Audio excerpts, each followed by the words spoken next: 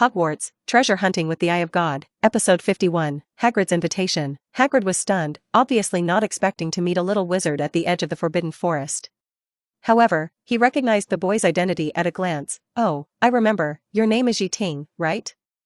The lighting magic before school started left a deep impression on me. George and Fred mentioned you to me a few days ago, and they all praised you." George and Fred also mentioned Hagrid to Ting.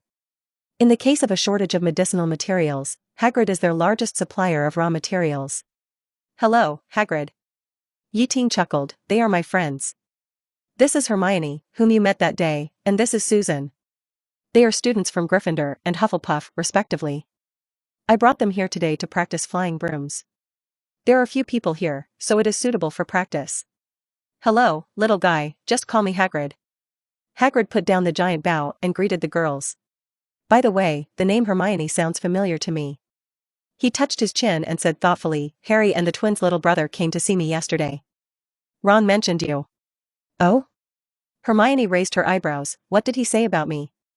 Hagrid scratched his head, his eyes a little vague. Nothing, just said that you study hard and are very nice to your classmates. That's it." "Really?" Hermione looked at Hagrid suspiciously, knowing that this was definitely not Ron's original words. In fact, the two of them basically ignored each other. Hagrid also noticed Hermione's suspicion, but he didn't dare to tell her those bad things about girls, so he could only avoid her gaze awkwardly. He immediately changed the subject. "I was wondering why I saw something flying in the sky just now. It turned out that you were riding a flying broom. That speed is faster than any broom I have ever seen." Speaking of this, Hagrid's face was full of envy. "I haven't touched a broom since I was 8 years old. I'm too tall and too strong, and the brooms on the market can't carry me, so I can't fly even if I want to." 11. I read in a book that the magic carpets in the Middle East are relatively wide, just right for you. Ting suggested. "I still like Muggle motorcycles." Hagrid blinked. "I have an oversized motorcycle that has been transformed by magic and can fly in the sky." "Really? I really want to find a chance to see it." To be honest, Ting is quite interested in the way that Gang City transforms Muggle products. "Of course, since you are the twins' friend, you are my friend and you can come and see at any time," Hagrid said cheerfully. "Speaking of which, let's leave here quickly. The Forbidden Forest is very dangerous recently, so don't stay on the edge of the school for too long." Several people packed up and left, and Ting stuffed the broom back into the hat. Hermione is no longer surprised. She has been looking up books recently to find out what is going on with Ting's hat. There is still no clue until now. "What's going on in the Forbidden Forest recently? I heard that there are always animals harassing Professor Sprout's greenhouse recently." Jian asked casually while walking. "I don't know either. These animals have never been so irritable before." Hagrid shook his head and sighed. "I heard that a strange guy attacked the unicorns in the Forbidden Forest. The centaurs know who it is, but they just won't say it. This group of self-righteous guys. Are any unicorns injured?" Ting seemed quite concerned. "Unicorns are mysterious and arrogant creatures, and usually only allow pure girls to approach them. Logically, Ting is also an object of rejection by unicorns, but he still cares about this matter. He has tried to collect the bodies of wizards and werewolves before, because he has added many attributes. Now, he wants to try what the consequences of collecting magical creatures will be. However, the Forbidden Forest is too big. If a person enters rashly, he may not even be able to tell the directions, let alone find what he wants. If he can establish friendship with some natives in the Forbidden Forest, the problem will be solved. Rescuing the injured unicorn might be a great opportunity. It's just a minor injury, don't worry." Hagrid didn't seem to want to talk about it in depth, and quickly changed the subject. "By the way, Ting, do you want to come to my house? My house is over there. Come on." As a half-blood giant, Hagrid is not as ferocious as he looks. Instead, he is a warm, honest, and emotional guy who believes in his friends. George and Fred told him that Ting is a good person, so he is willing to make friends with Ting. Ting actually wanted to visit Hagrid, too. He turned around and looked at his two female companions inquiringly. Hermione and Susan nodded. The group followed Hagrid through the woods and came to a small wooden house. There was an ancient crossbow and a pair of wear-resistant rubber overshoes hanging in front of the door. "This is Hagrid's home. Welcome, everyone." Hagrid pushed the door open enthusiastically and invited them in. "This is the first time this semester that a little wizard has come to visit my home. The house looks ordinary on the outside, but it is a different world inside. The space is much larger than it looks from the outside, and it is obviously cast with the invisible extension spell. If it weren't for this, a big guy like Hagrid would probably have difficulty turning around if he lived in it. This is what Professor Dumbledore helped me with. Hagrid scratched his head embarrassedly. Not bad, right? The three people who stepped into the hut seemed to be in the land of giants at this time. The daily necessities around them were 2 or 3 times larger than those used in ordinary cities. Even for Ting, sitting on a stool felt funny like a child sitting on a big chair, and Hermione and Susan were even more embarrassed. After sitting on the stool, their feet were still a long way from the floor. Although the hut was cast with the invisible extension spell, there was only one room, so it was Hagrid's living room, bedroom, and kitchen. Ham and pheasant were hung on the ceiling, revealing a strong breath of life. In the brazier, a copper kettle was boiling water, making a gurgling sound, and the big bed in the corner was covered with a quilt made of rags, simple and warm. Beside the table, a huge dog was lying lazily. It was Hagrid's pet, yeah. This guy looked fierce, but he was actually a coward. It looked up at the three people, and seemed to think they were no threat, so it lay down lazily and continued its dream. Come on, everyone, try the tea I brewed. Hagrid greeted enthusiastically. Hagrid poured boiling water into the huge teapot, and brought a plate of small biscuits with strange shapes, the size of a small basin, and the shape of rocks. The appearance of these small biscuits is really worthy of the name. They have a name that makes people's teeth ache. Rock skin biscuits. Faced with Hagrid's enthusiasm, it was really embarrassed to refuse Hagrid's enthusiasm. They thought that this was probably Hagrid's specialty pastry, just a little bigger like other things, so they each picked up a piece and put it in their mouths. Wow, it's so hard. After taking a bite, the back teeth of the two people were almost broken. It felt like they were not eating biscuits, but gnawing on rocks. Susan calmly put the rock skin biscuit back on the plate, and Hermione wanted to follow suit, but was caught by Hagrid. Are the cookies not to your taste? Hagrid's eyes revealed a little disappointment, as if this rock cake was the best treat his family could offer. Hermione felt a little sorry, but she didn't want to hurt her teeth. She racked her brains, thinking about how to find a suitable reason that would not hurt Hagrid's heart and get rid of this stone cookie. Crack, crack. At this moment, a crisp sound was heard, as if someone was smashing a stone. The two girls looked in the direction of the sound and saw Ting grabbing the rock cake, breaking it into pieces, and throwing it into his mouth. 9. At this moment, the shock in their hearts was simply beyond words. They had tried to break the rock cake just now, but all failed. Just like their name, this kind of biscuit is as hard as a rock. As a result, Ting was not only able to break it into pieces, but also to bite it. This kind of strength, this kind of teeth, is simply abnormal. This biscuit tastes pretty good, I like it. Ting slowly finished a piece of rock cake, and commented with lingering satisfaction, Hagrid, your dessert talent is really good. In fact, he didn't eat the rock cake at all, but just chose to collect it after putting the biscuit into his mouth. If the rock cake was not too big and it was too shocking to swallow it raw, he could even swallow it whole. When he ate a whole rock cake, the system rewarded him with a stone amber. This is a very precious alchemical material, the essence of rock, and very hard. I don't know what the system is hinting at. But in short, a rock cake for a stone amber is really worth it. Really? I'm so happy. Hagrid, who didn't know why, was as excited as a child when he heard that his dessert was highly praised. Then, his eyes turned to Hermione, or more precisely, the rock cake in her hand that was bitten but left only a shallow tooth mark. He longed for more recognition from Hermione. I'm trying to lose weight recently, and Ting likes this.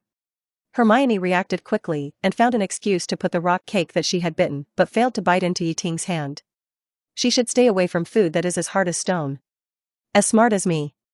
Ting was not polite either, the more amber the better, so he took the rock cake handed by Hermione and ate it all up. Well, this tastes really good. He praised vaguely, with crumbs hanging from the corners of his mouth. Hermione blushed when she heard this, not knowing whether he was praising the cake or referring to something else. Susan saw this and handed a rock cake to Ting, not willing to be outdone, as if she wanted to compete. Ting, of course, accepted everything. Hagrid was happy to see the tears in his eyes. I always thought that what I cooked was not delicious. At least Harry and Ron didn't want to eat it, and even Fluffy. What is Fluffy? Hermione asked curiously. Fluffy. Speaking of this, Hagrid showed a doting smile on his face. It's a cute three-headed puppy. I bought it from a Greek in the Leaky Cauldron. At this point, Hagrid suddenly shut his mouth as if his throat was strangled. He almost leaked out the things that Dumbledore asked him to keep secret. Next, several people sat together and talked about life in Hogwarts, but Hagrid, who was a big mouth, couldn't stop talking. He talked about his love for magical, fierce, and strange, fierce, animals.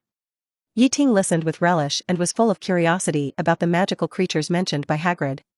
These creatures were all potential collections for him. Before leaving, Hagrid was still reluctant to leave and grumbled, "Kettleburn raised some fire crabs. The backs of those animals are full of gems. They are so beautiful, but they lack a bit of wildness. I have always wanted to cross them with other creatures to cultivate new species that are both beautiful and wild." It can be seen that Hagrid has a good impression of Ting and thinks that this young man is indeed as good as the twins said. Not only does he like to eat rock cakes like him, but he also likes magical creatures like him. In just one afternoon, Hagrid has regarded Ting as a confidant, so he is willing to tell him anything. When they were about to leave, Hagrid even stuffed a large bag of rock cakes into Ting's pocket as a little thought. Several people returned to Hogwarts all the way. Hermione noticed that Ting, who always liked to joke and tease her on weekdays, was unusually quiet this time, as if thinking about something important. After dinner, they went to the library as usual. Ting was still the first to finish his homework. After finishing his homework, he started to read miscellaneous books. Beside him, the Paradise typewriter was running silently. As the only academic master after Ting, Hermione had finished her homework before Susan, and then started to write a letter of complaint.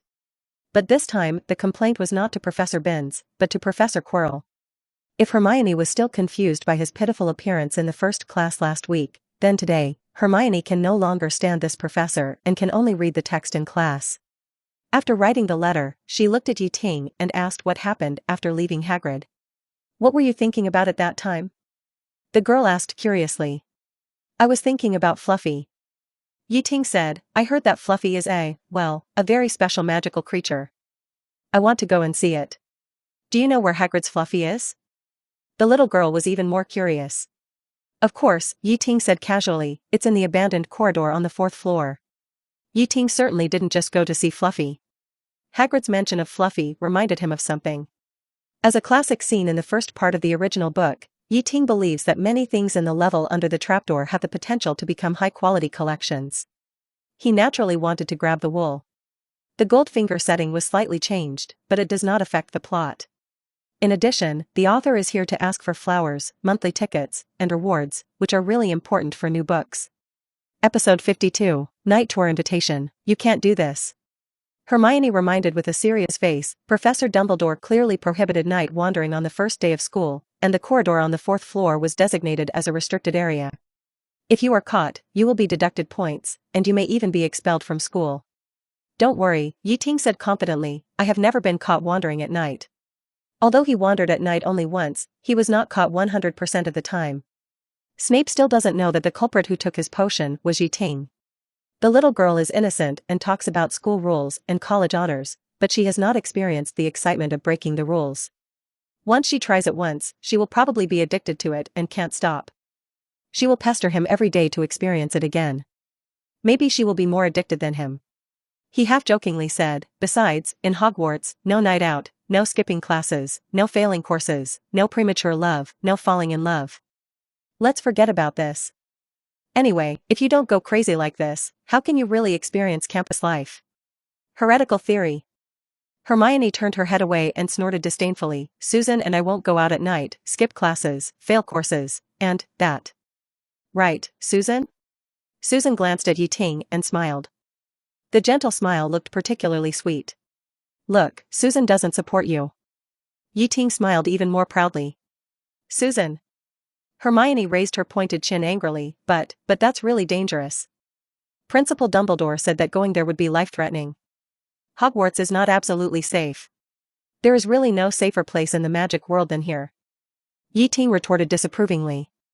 Although Dumbledore does something weird every year, although Hogwarts consumes a defense against the dark arts professor every year, although the savior has to go through some tests every year, but with Dumbledore and so many professors, Hogwarts is really the safest place in the country. Such a magic world is really hopeless. "But I can't just watch you jump into the fire pit." Hermione's voice suddenly became much gentler, as if coaxing a child, "Just stay in the dormitory at night, okay?" Sleep well in bed at night, running around in the middle of the night, something will definitely happen. That place is arranged by Dumbledore himself, there will be no real danger. Then I'll tell Professor Dumbledore. Hermione's tone suddenly became cold. Softness doesn't work, she is ready to use force. This little housekeeper. No, you won't go to complain. Ting said firmly. No, I will. Hermione insisted. You won't. I will, you won't, I will. Susan just watched Ting and Hermione repeating themselves.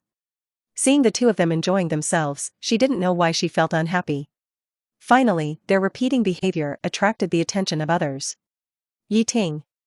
So you are the ones talking here. Not far away, Zhangqiu came over. What are you discussing so intensely? Zhangqiu is one of Ting's best friends in Ravenclaw.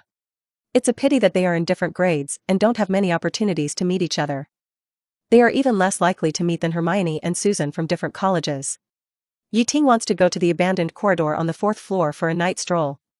Seeing this, Hermione immediately complained to her, Senior Zhangqiu, you should also persuade him. If he is caught, Ravenclaw will be deducted points. Deduct points if you want to, Ting said, didn't you always want to help Gryffindor win the college cup? Is this not good? I don't want to win in this way. Hermione's face sank. Senior Zhangqiu, say something, you don't want Ravenclaw to be deducted points for this, right? Ting looked at Zhangqiu and saw a kind of eager expression in the girl's eyes. She winked at Ting and said with a smile, of course it's wrong to do this. You won't be so ignorant to go for a night stroll, right? Her meaning couldn't be more obvious. First stabilize Hermione, and wait until night for Ting to act secretly. But, take her with her. Of course Ting could do this. But he didn't want to do this, because from the quarrel with Hermione just now, he suddenly had a bad taste. This night tour, he had to take Hermione with him. He wanted to seduce Hermione himself, so that this girl who was very strict and never violated the school rules would gradually fall into evil and become a bad student who disregarded the school rules like him. So he immediately found a reason, of course we have to go. Professor Dumbledore said that at the opening dinner, which clearly encouraged us to go on an adventure. He never does boring things. There must be some secrets hidden there.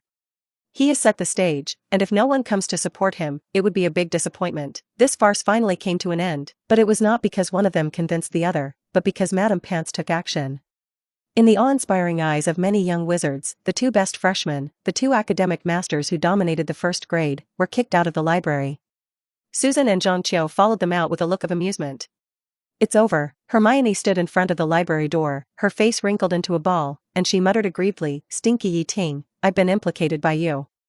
I will definitely be specially taken care of by Madame Pants when I come to the library in the future. Hey, can a campus life without being kicked out of the library be called a complete campus life? Ting comforted insincerely. Hermione was so angry that her cheeks bulged, her eyes turned, and she suddenly asked, then when are you going to go for a night tour? Susan and Zhangqiu next to her also raised their heads curiously and looked at Ting expectantly. Ting immediately became alert and raised his eyebrows. What? Do you really want to write a letter of denunciation to Professor Dumbledore to report me? Hermione, don't go too far. Hermione rolled her eyes and said unhappily, report you. I don't have the time. How about Friday night? Ting invited with a smile, do you want to explore with me? Sure, I can help. Zhangqiu was very active, don't look at me like this, I have good motor nerves. If I am discovered, I will definitely run faster than you. Filch will never catch me. Then it's settled. Ting high-fived her, then looked at Hermione and Susan, are you going too? Who wants to go with you? Just wait to be caught. Hermione snorted and turned her head away. Susan was about to speak when she was dragged away by Hermione. The next afternoon, they finally got through the long and boring defense against the dark arts class.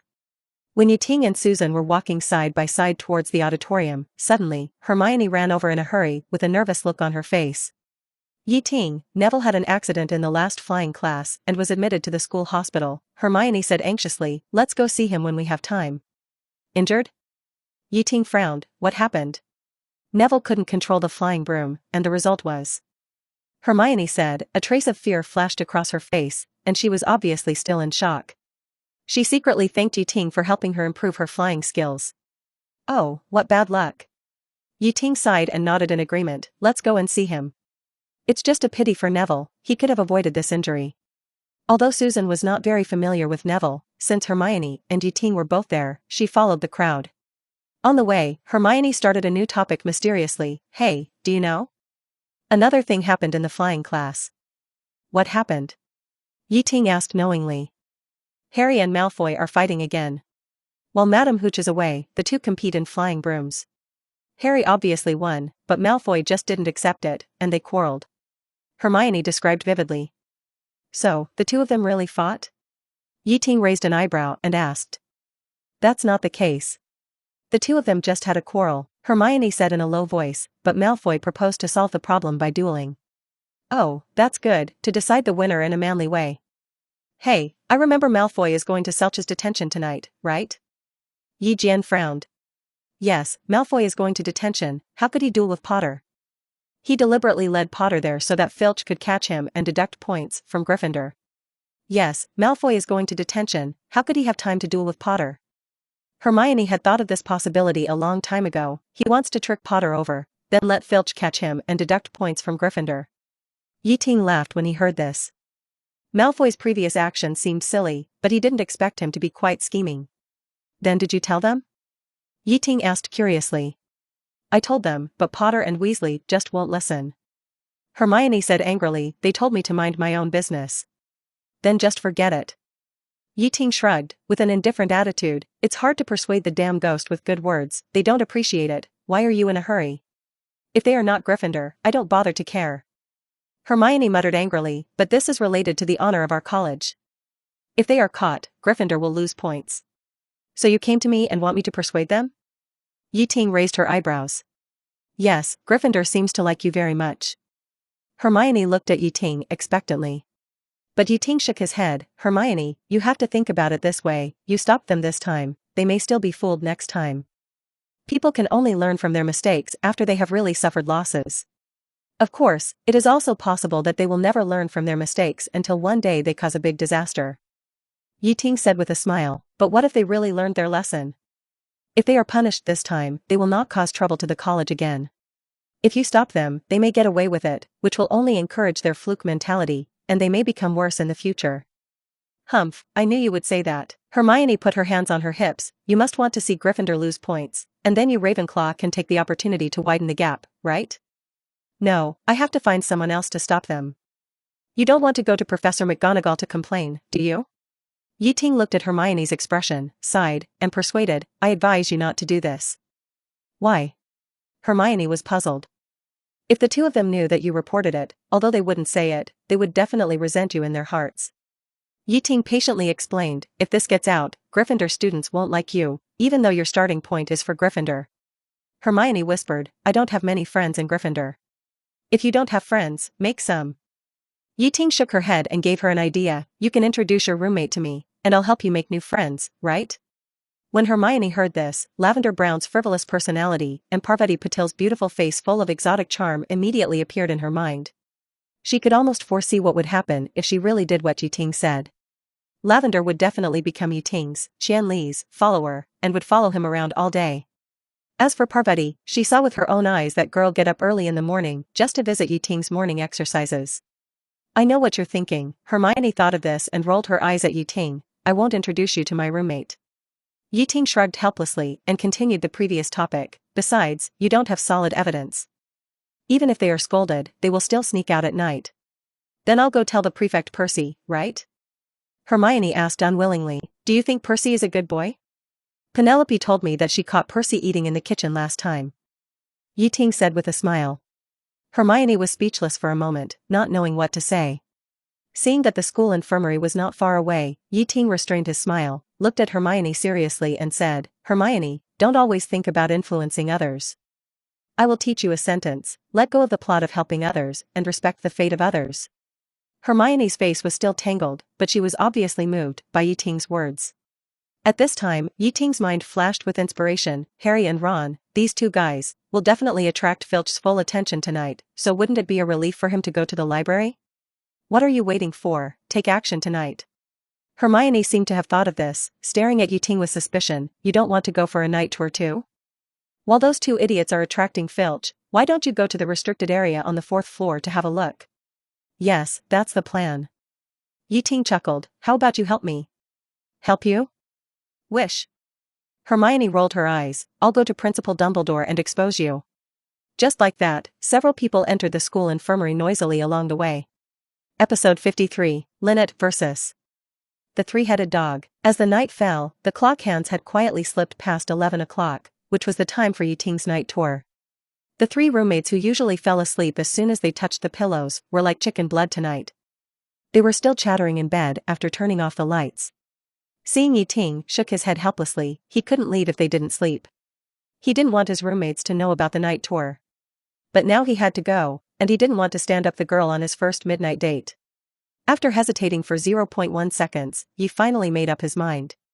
Roommates, don't blame me, you forced me to do this. Sleep well and dream. Sleep well and dream. Sleep well and dream. After 3 skilled silent spells, the dormitory suddenly fell into silence. Next, Ting put on a robe and a boat hat, walked in front, and Lynette followed closely. They passed through the rooms in the tower, spiraled down the spiral staircase, and entered the common room of Ravenclaw. The remaining flames in the fireplace flickered with a faint light. Ting waited for a while, and Zhang Qiu also slipped down quietly. The two left the lounge one after the other, and Ting led Zhang Qiu to the secret passage that the twins told him. Their plan was to go to the basement to pick up Susan first, and then go to the door of the Gryffindor lounge to meet Hermione.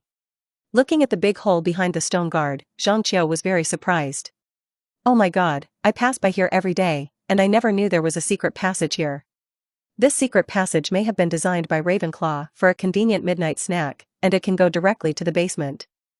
Ting summoned a rose lantern, floating in front to illuminate, and then led the girl into the hole. The Hufflepuff lounge was near the entrance to the kitchen. When Ting arrived, Susan was already waiting there. Then, the three of them climbed up the stairs. Since Gryffindor and Ravenclaw belonged to different towers, they had to go around such a big circle. While walking through the lobby on the first floor, Ting glanced at Filch's office and saw Malfoy, who was in detention, sitting at the table and copying the Hogwarts school rules. Mrs. Norris was squatting at the door lazily and yawning. This was the first obstacle they encountered. If they didn't want to take a long detour, the office door was the only way. Just as the two girls were thinking about what to do, Ting patted Lynette. Go, Lynette, let your little brother make way. Meow. Lynette responded, and then walked towards Mrs. Norris in the surprised eyes of the girls. Then, they saw that the two cats meowed to each other for a while, and then accompanied Mrs. Norris to make way. Lynette looked back and nodded at them. Okay, we can go through. Mrs. Norris won't stop us. Zhang Qiu and Susan looked at each other in disbelief. You know, in the eyes of most young wizards, Filch is the most annoying teacher in the whole Hogwarts, and Mrs. Norris is his biggest accomplice. Such a nasty cat would actually let them go? But when Ting took them past Mrs. Norris, the look of Mrs. Norris turning a blind eye made them have to believe that this was true. When they arrived safely at the staircase, Susan couldn't help but exclaim, so this is how it was solved? It's amazing. Zhang Qiu squatted down and rubbed Lynette's little head hard, thanks to you, little one. Lynette hid in Ting's arms as if she was escaping. Then, they came to the 8th floor without any obstacles.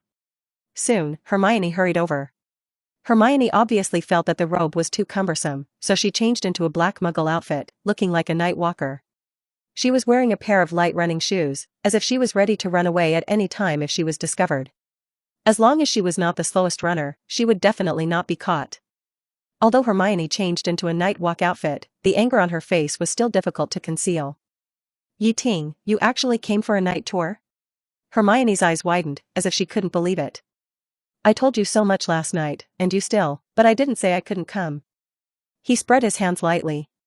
I almost wrote a letter to Headmaster Dumbledore to complain. Hermione gritted her teeth, you know, I went to the library to check the information of the three-headed dog this afternoon. My god. Cute? Cute? Are you sure you know how to write these 2 words? Speaking of this, Hermione was so angry that her hands and feet trembled. That's not a husky, nor an Alaskan, nor your Lynette, it's an extremely ferocious magical creature. Hermione said, while taking out a heavy book from her robe. She quickly turned to a page and pointed at the three-headed dog illustration, her eyes full of fear. You will be torn to pieces by it, Bisai, I dare say, all of you combined are not as strong as it. Hermione almost poked the book in front of Ting's eyes. Ting smiled heartlessly, this three-headed dog looks just a little bigger, with a few more heads, but it's actually no big deal. Lynette can easily handle it. You're just bragging. Hermione turned her head away, trying to find support from Susan and Jean-Chio. You don't think so too, do you? Susan carefully glanced at the horrible illustration, and shrank her neck in fear, but still whispered, I'll follow you, Ting, I'll go wherever he goes. Jean-Chio looked very carefree. It doesn't matter, we'll just go and take a look, and leave after taking a look. To be honest, I haven't seen a real three-headed dog yet. You guys. Hermione really couldn't understand why these two people trusted Yi Ting so much. She turned her head away unwillingly, but night tours are wrong. As long as you're not discovered, it's not night tours. Yi Ting patted Hermione. Let's go, don't dawdle here, it will be troublesome if you are caught. As he said that, he took the lead and walked towards the fourth floor. Susan and Jean-Chio followed closely behind. No, I have to watch you. Hermione said no, but her body was still very honest. In fact, although she didn't understand why Jean-Chio and Susan trusted Yi Ting so much, but in fact, she had similar thoughts in her subconscious. They walked quickly along the corridor, the moonlight sprinkled through the high window frames, and the mottled light and shadows intertwined on the ground. Will we run into Filch and Mrs. Norris? Hermione looked around and lowered her voice. When the night tour really started, Hermione quickly accepted it all, and her heart was both excited and scared. I heard from the prefect Percy that Filch would patrol everywhere at night. Will we be caught by him? She asked worriedly. Don't worry, Susan comforted, Lynette has successfully dealt with Mrs. Norris just now. Moreover, Filch was now guarding the first floor, keeping an eye on Malfoy. Soon, they arrived at the abandoned corridor on the fourth floor. It was the first time for the three girls to go out for adventure. Tension and anticipation were intertwined in the air, and everyone's heartbeat quickened. Jean-Chio held the magic wand tightly, knocked on the door lock lightly, and whispered the spell, Allaho open. With a click, the locked tongue opened. The door slowly opened, revealing the deep and mysterious corridor inside. They walked in carefully, and the scene in front of them froze them instantly. A monster-like dog was squatting, and its huge body almost filled the entire space. It had 3 hideous heads, and 6 eyes moved flexibly, with fierce light overflowing. The saliva flowing from the corners of its mouth fell like drizzle, dripping on the ground to form a small pool. Hermione covered her mouth, a trace of fear flashed in her eyes, and she leaned closely against Yi Ting. In front of this behemoth, only he could bring her a sense of security. Yi Ting squatted down, ready to let Ginny explore the way. However, Hermione held his clothes tightly, to stop him from doing so. She was afraid that Lynette would become the big dog's meal. Yi Ting gently shook Hermione's hand, gave her a reassuring smile, and then said to the kitten, Lynette, it's your turn. Meow. Lynette responded, and then her whole body gradually became transparent, and finally disappeared into the air. Hermione couldn't understand it at all, she stuttered and asked, Lynette. Lynette, where did she go? Of course she became invisible. Yi Ting looked as if it was a matter of course. You don't think that Lynette is an ordinary cat, do you? Then, an incredible scene happened. The 3-headed dog Lu Wei in front of him was still barking and barking, trying to launch a fierce attack on these uninvited guests. At this moment, a sharp sound of breaking through the air came from the air. Lynette suddenly appeared within 1 meter in front of Lu Wei, carrying a stream of green air, and swiftly pounced on the head in the middle of the 3-headed dog. Awoo! Lu Wei was caught off guard and was knocked unconscious by this invisible blow. After that, the whole battle became Lynette's cat show. The 2 heads of Lu Wei that still had consciousness kept shaking, and the bloody mouth opened again and again, trying to kill this annoying little guy. To be honest, with its bloody mouth, it can eat a little wizard one by one, and a mere Lynette is not enough to fill its teeth. But Lynette is too flexible. With the blessing of the wind element, she showed amazing jumping ability, jumping lightly on Lu Wei's 3 heads, never touching the ground, and nimbly dodging. The 3-headed dog's crazy biting. Several times, the 3-headed dog's fangs almost touched her body. Lu Wei's sharp fangs were like daggers, with poisonous blood constantly flowing on them, and anyone who touched them would be injured. But under the protection of the wind element, Lynette was pushed away by the airflow every time, and it seemed as if she had dodged it out of shame. And in the gap between dodging, Lynette could also hit Lu Wei in return. The sharp cat claws easily tore the dog's thick skin, and on its big face, leaving a trail of blood. The girls were stunned, staring at Lynette beating the dog's head. Lu Wei bit for a long time in vain, but he couldn't even touch a hair of Lynette, and was scratched by Lynette's sharp claws. After a set, it was the one who was out of breath and had to stop to catch its breath. This gave Lynette a flaw. Lynette jumped high again, but this time, when she fell, the blue wind element light flashed between her claws. Bang! Ouch! Another scream, and Lu Wei's second head fell. The other head was still fighting alone, but it couldn't last long, and was knocked unconscious by Lynette in the same way. After defeating the enemy, Lynette held her head high and walked to Ting proudly. Today, she has taken another step forward on the road to becoming the boss of the Hogwarts pet world. Ting smiled and picked her up, kissed her, hugged her, and held her high as a reward for her. The three girls were all stunned. They still couldn't believe that the one who just dealt with the three-headed dog was such a cute kitten. Before, they always regarded Lynette as a soft and cute pet. Unexpectedly, this soft and cute pet is even better than them. Being focused on by everyone, Ting felt a little uncomfortable and put Lynette on the ground. "Hey, why are you staring at me like that?" Zhang Qiu looked Yilu up and down. "Are you the only descendant of a secret pure-blood family? Otherwise, how could you have such a powerful pet?" Yili couldn't help rolling his eyes. "Your imagination is simply comparable to that of Jatuskite." "Oh, are you talking about the reporter from the Daily Prophet?" Susan recognized the person. "My aunt said that she is a clown who even dared to slander Dumbledore as an old lunatic." "You think too much. I was just lucky to meet Lynette." Ting waved his hand, walked towards the three-headed dog, and then squatted down, took out the bottle and began to collect the main head technique's saliva. The three-headed dog's saliva is the best poison and a precious material. In fact, Yiling wanted to collect all the three-headed dogs, but after all, it was Hagrid's pet, so he could only barely collect some saliva as compensation. In order not to suffer a loss, he was ruthless and almost squeezed the three-headed dog's venom glands dry. Then, he tried to collect his harvest. Ding! The system collects the saliva of the three-headed dog Lu Wei and rewards the host, God's tongue. Yi Chuang suddenly felt that his tongue became particularly flexible and could make such and such postures, which would definitely make people feel ecstatic.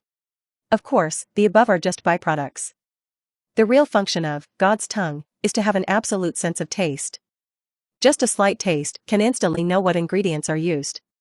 "It's a pity that I didn't travel through a food show." Ting felt a little regretful. "I don't cook, and God's tongue is useless except for pleasing girls." The only good news is that Ting can be sure that everything in this level may become the collection of the system.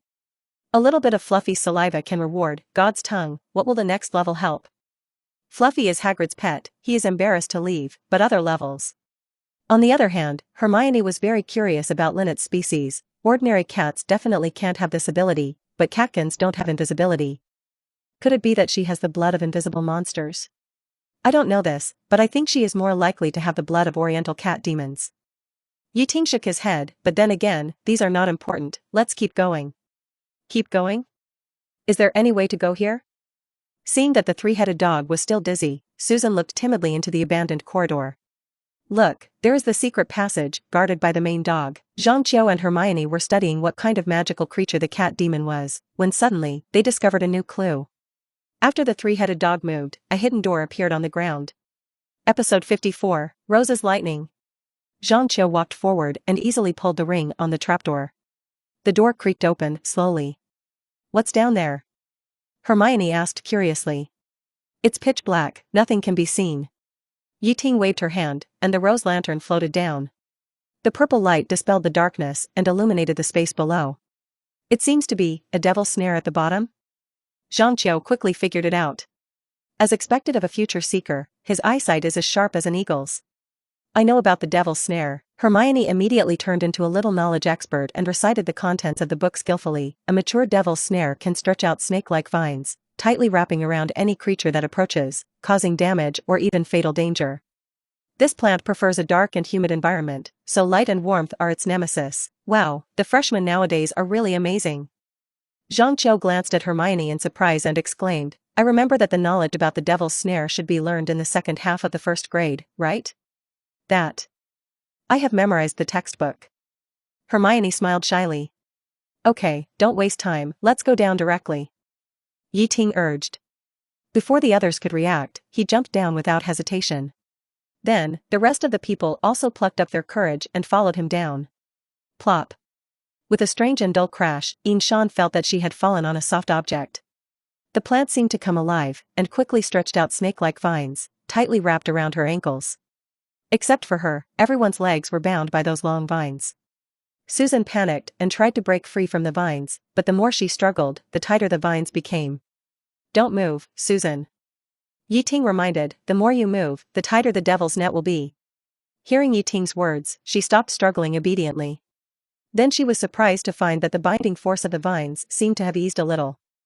Dazzling light trick. Ting snapped his fingers, and in an instant, a ball of brilliant flames burst out in front of his eyes. The flames were mixed with gold powder and ribbons, emitting a dazzling light like daylight. The devil's net was obviously full of fear of the flames, and the binding force of the vines weakened again, and it followed fearfully to the corner. The good times didn't last long. When the light went out, the vines of the devil's net tightened their binding again, as if to pull several people into the depths of darkness. When Ting lit the fire again, the devil's net would temporarily loosen. In this way, Ting kept lighting the light, and as the fire shone in under Ting's control, the vines of the devil's snare flickered and jumped, and they also alternated between loose and tight, like a massage machine, giving everyone a different experience. Oh my god, the devil's snare can actually be used in this way? Hermione felt that her worldview was completely destroyed, as no one in the book had ever mentioned this. This feeling is not bad. You are worthy of it, Junior. Zhangqiu seemed to enjoy it. Even Susan made an embarrassing sound. I have an idea, Ting suddenly said. I plan to take some devil's snares away, which can be used to make the potion I need. He paused, and then continued, besides, I also want to put a flower pot in the dormitory and plant some. I can enjoy massage services every day in the future. Leave some for me, Junior. Zhangqiu complained with a bitter face, for the Quidditch selection, I flew too long today, and my waist can't stand it. Give me some too, it just so happens that I also want to grow potted plants, Susan also said. I want some too. Hermione raised her hand shyly, don't get me wrong. I want to study this plant in depth. Haha, since everyone is so interested, let's take all these devil's snares away. Ting waved his hand generously, this thing is too dangerous, we can't let it stay here to harm others. We are doing this to do good deeds. Maybe Professor Dumbledore will thank us. These devil's snares were not planted in the soil, but in a row of large flower pots, but the flower pots were placed in the corners and were covered by the lush devil's snares. This made it convenient for Ting. He didn't even have to spend time digging the roots of the devil's snares. He just stuffed the devil's snares into his boat hat and took them away with the pots. Not even 10 pots were left for Professor Sprout. Before leaving, Ting mischievously left a graffiti on the wall saying Snape was here. The others laughed and followed suit. Zhangqiu also wrote I was here on the wall, but in Chinese characters. Susan shyly ran to the corner of the wall, secretly drew a heart, and wrote the letters Y and S in it. Hermione had more to write, so she found a spacious wall and wrote her own suggestions. Professor, please don't plant such a dangerous devil's snare here. Whether we are professors or students, we should strictly abide by the school rules of Hogwarts to ensure the safety of every little wizard. As expected of little Mag, the tone was exactly the same as Professor McGonagall's. Next, Hermione began to write suggestions to other professors, including but not limited to Professor Binns, Professor Quirrell, Madame Pants, and even Snape.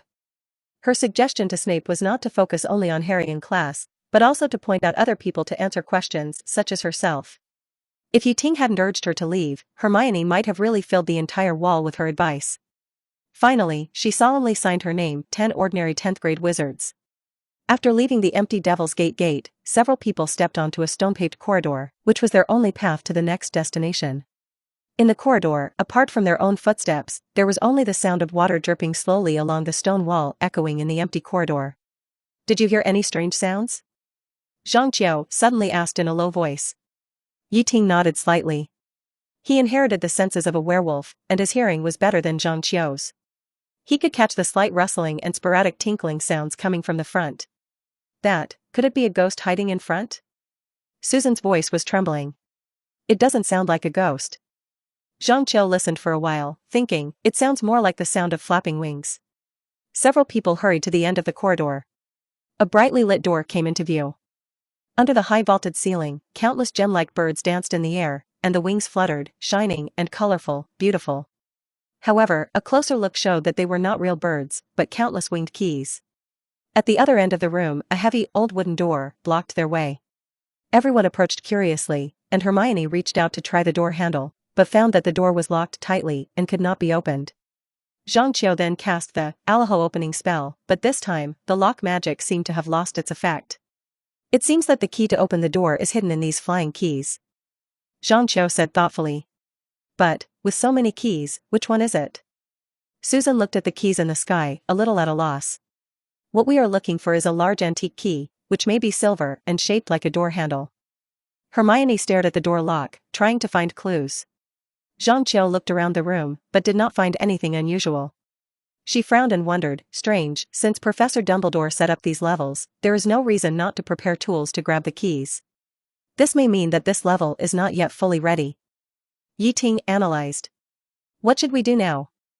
Zhang Qiu was a little anxious, so many keys are flying in the air, if there is a flying broom, I may be able to catch them. As the Seeker of Ravenclaw in the original book, Zhang Qiu is confident in his flying and catching abilities. Devil Snare. Hermione was the first to think of a solution. We can use the Devil's Snare. With the power of the Devil's Snare's vines, we can definitely knock down all the keys. Ting heard this and nodded slightly. This is a good idea, but since we are wizards, why not use a simpler and more direct method? Wizards, of course, must use magic to defeat magic. Ting raised his arm lightly, and the rose lantern immediately floated into the sky. He whispered, "Rose lightning." As soon as the words fell, the rose lantern suddenly burst into a dazzling purple light. Immediately afterwards, lightning bolts shot out from around the lamp like spirit snakes, accurately attacking the flying keys. Hermione widened her eyes. She had seen Ting at the beginning of the school year. Ting knew that this unique lighting magic was more than just a simple lighting tool. However, at this moment, she discovered that the rose lantern with full power was so terrifying. The keys were all made of metal, which was the most attractive to electric current. What's worse, because they flew too densely, the current could not be completely consumed after hitting a key, but was directly transmitted to several nearby keys through the air, adding new victims. Asking for flowers. 0. In this way, 1 passed to 3, 3 passed to 9. Like a chain reaction, each time the current had to be transmitted several times before it stopped. And this led to the fact that every time the rose's lightning struck, it would shock a large area. The keys had no ability to resist the current, and they could not move when the electricity was turned on, and they fell directly like raindrops. Soon, the originally dense group of keys was completely cleared, leaving only a pile of metal scattered on the ground. Several little wizards were dumbfounded and speechless for a long time. Ting walked calmly to the pile of keys and quickly picked out the one they needed. Only then did the others come back to their senses from the shock. Zhang Qiu's eyes were full of envy, and he couldn't help asking Ting, "What kind of magic is this? It's so shocking. I have never seen such a powerful spell. Can you teach me? This is my innate magic. It is not easy to master it." Ting had to explain, however, "If any of you want to learn a few practical spells, you can also come to me." Susan was worried about another thing. She stared at the keys on the ground and said worriedly, "Is it really okay for us to do this? Will there be any problems if all the keys are knocked down?" "Don't worry, Professor Flitwick will take care of it." Ting smiled easily. He should be able to cast the spell again to get everything back to normal. He also has his own opinion on this level. To be honest, I think the professor's level is a bit simple. If I were to design it, I would add fire spell and copy spell to these keys. 0. Ting just tried it, and these keys are enough to become collections. That is, as long as the collection ceremony is completed, these keys will become his possession. Since it is his property, he certainly has the obligation to protect them well. So, he plans to add some special protection measures to these keys. After applying fire spell and copy spell, anyone who touches these keys will be burned by fire, and the keys will be continuously copied, thereby increasing the difficulty of finding the real key. Anyway, the wizards who can pass Lu Wei are extraordinary. However, now is not the best time for him to start the collection ceremony. After all, there are other people present. These keys will stay here for the time being. Ting took the corresponding key and inserted it into the keyhole. As he twisted it hard, a crisp click sounded, and the door lock opened. They pushed the door open carefully, and suddenly it was pitch black in front of them, and they couldn't see anything. However, the moment they stepped into the room, the house suddenly lit up with dazzling lights, illuminating a shocking scene. They stood beside a huge wizard chessboard, and 2 rows of black chess pieces stood tall, much taller than them, as if they were carved from obsidian, looking very majestic. At the other end of the room, there was a row of white chess pieces made of marble, quietly waiting for the challenge of their opponents. Looking at this situation, we have to play chess to move forward. Susan looked at the white chess pieces without facial features opposite, with a tremor in her voice. She was always nervous along the way. If it weren't for Ting, she wouldn't have come at all. "Don't rush, don't jump to conclusions," Hermione said calmly. "We can test the situation first." "Good idea," Zhang Qiu responded immediately, and waved the wand in his hand gently, Wingardium Leviosa. As the spell fell, a candlestick on the wall floated up and slowly floated across the large chessboard under her control. The black chess seemed to have no interest in the wooden board, but when the board approached the white chess, a white soldier suddenly jumped up and pierced the wooden board with a spear in his hand. Well, it seems that we really have to play chess. Zhangqiu smiled helplessly, and we may have to be chess pieces ourselves. It should be like this, Hermione nodded, as long as we win this game, the door of the opposite room should open for us. Ting smiled, this must be Professor McGonagall's idea. So, who will play chess? Zhangqiu looked around at his three companions and raised the key question. I'll say in advance that I only know how to play Chinese chess. Susan and Hermione looked at each other, and no one spoke. They were not interested in wizard chess. Let me do it. Ting stood up without hesitation. The rules of wizard chess are similar to those of chess, except that the pieces can move. When it comes to chess, it all comes down to intelligence. In this regard, I think I should be able to do it. Episode 55, Checkmate. In chess, intelligence is the key to success. In terms of intelligence, who can beat him? He turned to his three companions, his eyes shining with confidence. So, do you want something exciting or safe? What's the difference between the two? Susan asked curiously. If you want to experience the feeling of your heart beating faster, I can let you be a chess piece in the front line. Ting explained, if you like to play it safe, then I will arrange a relatively safe position for you. Ting was full of confidence. With his ability, even if the girls were free to choose chess pieces, he was confident enough to lead the team to victory without hurting them. Then, give me something exciting. Zhangqiu flashed with excitement. It was hard to believe that she was a quiet and classical beauty on weekdays. Then how about you replace that knight? Following Ting's instructions, a black knight respectfully climbed down from the horse and made way for Zhangqiu. Ting also used transfiguration to conjure up a red tasseled spear, stuffed it into Zhangqiu's hand, and waved his wand again, turning her robe into a bright armor. Great! Zhangqiu excitedly rode on the stone horse, fiddling with the spear in his hand with interest. Now, I am Hua Mulan. Hermione, what about you? Ting asked the next one. As long as I can help, any position is fine. Hermione forced herself to act indifferent. But Ting could see that she was still a little scared. Then you stand in the position of the bishop. Ting quickly made arrangements. Hermione followed the 1, 5, 7 from the ground to the original position of a black bishop. The bishop silently left the chessboard and made room for her. Ting cast magic again and conjured up a solemn bishop's robe and a scepter for her. What about you? Hermione suddenly asked curiously. Of course I am the king who controls the whole situation. Ting smiled confidently, just follow my instructions, everything will go well, I promise. Susan heard this and walked silently to the position of the queen. Wait, Ting reminded softly, you'd better replace the position of the pawn. This way you can reduce the number of moves and be safer. Although he is only friends with the three girls now, he still has a firm grasp of this matter. There are too many boats under your feet, and if you are not careful, it is easy to capsize. Black pawn, e4. Next, Yi began to give orders at an astonishing frequency. He almost didn't think about it, and his speech was as fast as lightning. Before a chess piece returned to its position, he had already issued an order to the next chess piece. Under Ting's offensive, the white chess could only move step by step and respond cautiously. Hermione stood aside, staring at the chessboard anxiously, trying to find a clue in this complicated situation. Unfortunately, she couldn't keep up with Ting's thinking at all. Moreover, she and Susan seemed to be forgotten by Ting in the corner, and only moved a little at the beginning of the game to make room for other chess pieces. However, the knight represented by Zhangqiu was advancing all the way and soon ate a white soldier. She waved her spear and stabbed the soldier's forehead with an unstoppable momentum. Although her attack did not cause any substantial damage to the stone chess piece, the white soldier still fell down as if he was really defeated. The rules of chess are interpreted vividly here. Once a chess piece is eaten by another chess piece, it means that it has completely lost the ability to resist, and even a solid castle cannot withstand the attack of a soldier. Great! Zhangqiu cheered, the excitement of killing the enemy made her blood boil. Hermione and Susan couldn't help cheering for her. At this moment, they seemed to have forgotten the tension and fear before. However, the victory or defeat on the battlefield is always changing rapidly. When a black chess piece was violently knocked to the ground by the white queen, Hermione felt fear again. The white queen violently knocked another black knight to the ground and dragged him out of the chessboard. The black knight lay on the ground in pieces, face down, motionless, like a real corpse.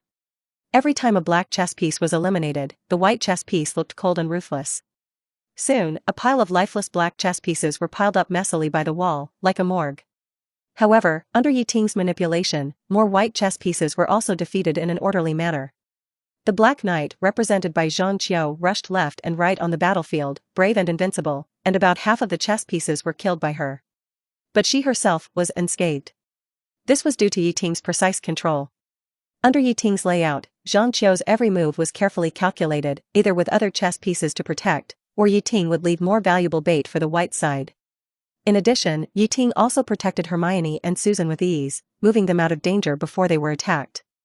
Even Susan, who knew nothing about chess, noticed that her side was gradually expanding its advantage. Victory seemed to be waving to them. However, when they were full of expectations, 10 knights suddenly jumped between Hermione and Susan along an L-shaped route. The White Knight rode on a white warhorse, holding a long sword, and pointed the tip of the sword at Hermione and Susan on the left and right sides.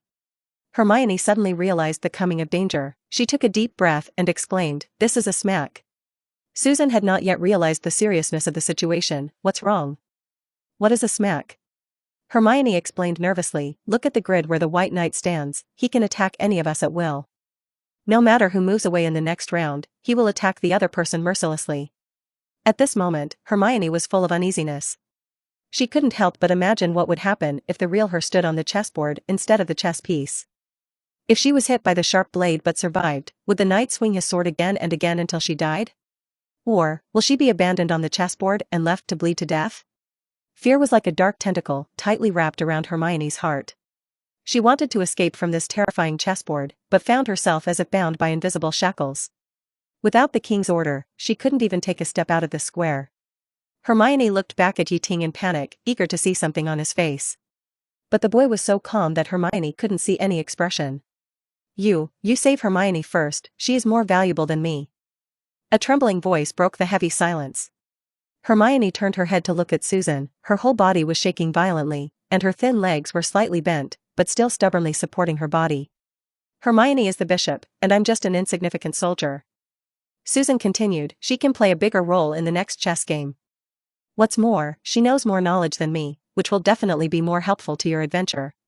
"Don't be like this." Hermione hastily retorted, her concern for her companions overwhelmed her fear. "We are now in an advantageous position. Even if we lose a bishop, Yi Ting will definitely lead us to victory." However, Susan couldn't help but shed tears. She choked and said, "But I didn't do anything along the way, I was just afraid all the time." Yi Ting looked at the two little witches playing the parting of life and death there, and Xian couldn't help but feel a little funny. "Hey, can you give me some confidence?" He finally spoke, breaking the sad atmosphere. "The chess field is like a battlefield, and sometimes sacrifices are indeed needed, but you are never in it." He finally gave an order, "Zhang Qiu, it's your turn to end this game." Yi Ting did not let Hermione and Susan move, but commanded the Black Knight to charge. Checkmate. The White King was forced by Zhang Qiu's threat to give up the siege on Hermione and Susan, and moved his feet to avoid the crisis. "Hermione, it's your turn, checkmate him." Yi Ting gave orders again. The bishop role played by Hermione took the initiative to attack for the first time, and the White King's dodge was just within her attack range. Everything was calculated by Yi Ting. This time, the White Knight didn't even have the chance to threaten Susan. It was the only chess piece that could stop the checkmate, and it was forced to turn around and defend, blocking Hermione's chess piece, trying its best to protect its king. But this move put it on Susan's attack trajectory again. "Susan, now is your time to show off." Yi Ting turned his eyes to Susan. "Go, avenge yourself." This was also the first time Yi Ting ordered Susan to attack. The previous self-love made Susan blush, and the White Knight became the object of her venting. "Damn it, die, die, die." Susan took 2 steps forward with her head down, and knocked the White Knight to the ground with a hammer. The white horse dragged the knight's body and left the chessboard sadly. Then it entered garbage time. Yi Ting controlled the 3 girls to attack in turns, almost 1 checkmate per step, and basically all of them were withdrawals. The White King was exhausted and could only watch his wings being clipped bit by bit, and finally he was completely killed. He reluctantly took off the crown on his head and threw it at Yi Ting's feet, symbolizing surrender. The rest of the white chess pieces also bowed and retreated, because they made way for a path to the next door. Why do I feel that this is more and more like an exam? Hermione frowned and said thoughtfully, "We have passed the tests of Professor Sprout, Professor Flitwick and Professor McGonagall in succession. Now there is only Quirrell's level left, and maybe there is Snape's problem waiting for us." With the expectation of the next level, the three continued to move forward.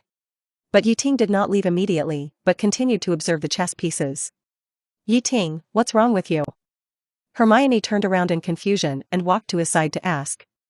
"I'm thinking, these chess pieces. I'm afraid it's not just as simple as Professor McGonagall's transformation." Yi found an excuse. In fact, he was testing whether these chess pieces could become the collection of the system. The answer is yes.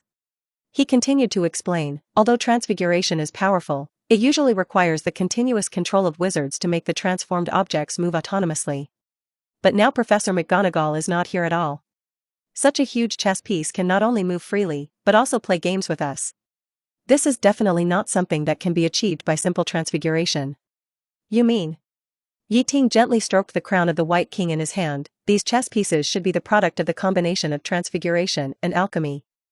There is no need to say more about transfiguration, and the use of alchemy, and it makes me very curious." "Ah, I remember it." Hermione's eyes suddenly lit up. "Isn't it recorded in the book Hogwarts, A History of the School? In this ancient castle, there are countless statues and armors, which guard every corner silently on weekdays. But whenever Hogwarts encounters a crisis, they will wake up, obey the orders of the principal, and stand up to defend this ancient school and its students." Ting certainly knew this. "Yes, that is the legendary, stone step, guardian magic. I guess Professor McGonagall may have been inspired by these statues and armor to create these chess pieces." "So, what do you mean?" Ting smiled. "Since we are here, we can't return empty-handed, right? He wants to take all these chess pieces away." Zhang Qiu directly told Ting his plan. Hermione frowned slightly and worriedly said, "But what if Professor McGonagall finds out?" "Hermione, you have to believe that Professor Dumbledore has his own deep meaning in everything he does." Ting started to coax people again. "He designed these levels, not just for fun. I guess he wanted to train us little wizards in this way, so that we can learn in adventure and grow in challenges. And these chess pieces are the best teaching materials for us to learn from. Since they are teaching materials, it's not too much for us to take them back for reference." "Yes, take them all." Susan agreed excitedly. She had been unhappy with these chess pieces for a long time. Hermione was speechless for a moment. She looked at this group of enthusiastic partners and always felt that these people were Gryffindor. Several people hurriedly stuffed the knocked-out chess pieces into Ting's boat-shaped hat. "I don't know how his hat can hold so many things." Hermione became more and more curious about Ting's hat. Before leaving, Ting also hid the fallen crown in his hat. This crown is not just a decoration, it is a pass to the next level. Without it, I'm afraid no one can get through this chessboard maze. Enter the next 10 meters. Episode 56. The end of the level is. The group quickly stepped into the next room, but found it empty. As Ting had analyzed before, many of the levels under the trapdoor were fully arranged. For example, Professor Flitwick's key level. In the original book, Harry found the corresponding key on a flying broom, but Ting and his group did not see the flying broom when they came. They continued to move forward and pushed open the next door. Like the previous room, this room did not have any amazing levels, only a dirty table with 7 bottles of different shapes neatly placed on it. As soon as Ting and his group stepped into this room, a flame suddenly rose from the threshold behind them, blocking their retreat. This flame was unusual, purple-black. At the same time, strange black flames also rose from the door in front. This one after another trapped them in this room. Ting glanced at the roiling black fire, turned to his companions and said, "Hey, everyone, there is a good news and a bad news now. Which one do you want to hear first?" Zhang Qiu said without hesitation, "Bad news, I like bitterness before sweetness. The bad news is that this kind of fire is called devil fire, or fierce fire." Ting nodded slightly, his face solemn. "This is an extremely vicious black magic. Once ordinary people touch the fierce fire, they will instantly turn into ashes." Everyone took a breath of cold air when they heard it. "What about the good news?" Ting smiled slightly. "The good news is that the fire seems to be controlled by some kind of power at present, and there is no sign of losing control. We are still safe for the time being." Zhang Qiu shrugged, with a hint of disappointment on his face. "What kind of good news is this? I thought you tamed this fire." Ting rolled his eyes and said unhappily, "Do you think I look like someone who would touch black magic?" "Yes." Zhang Qiu answered without hesitation, and then chuckled. "You guys are really good at judging people.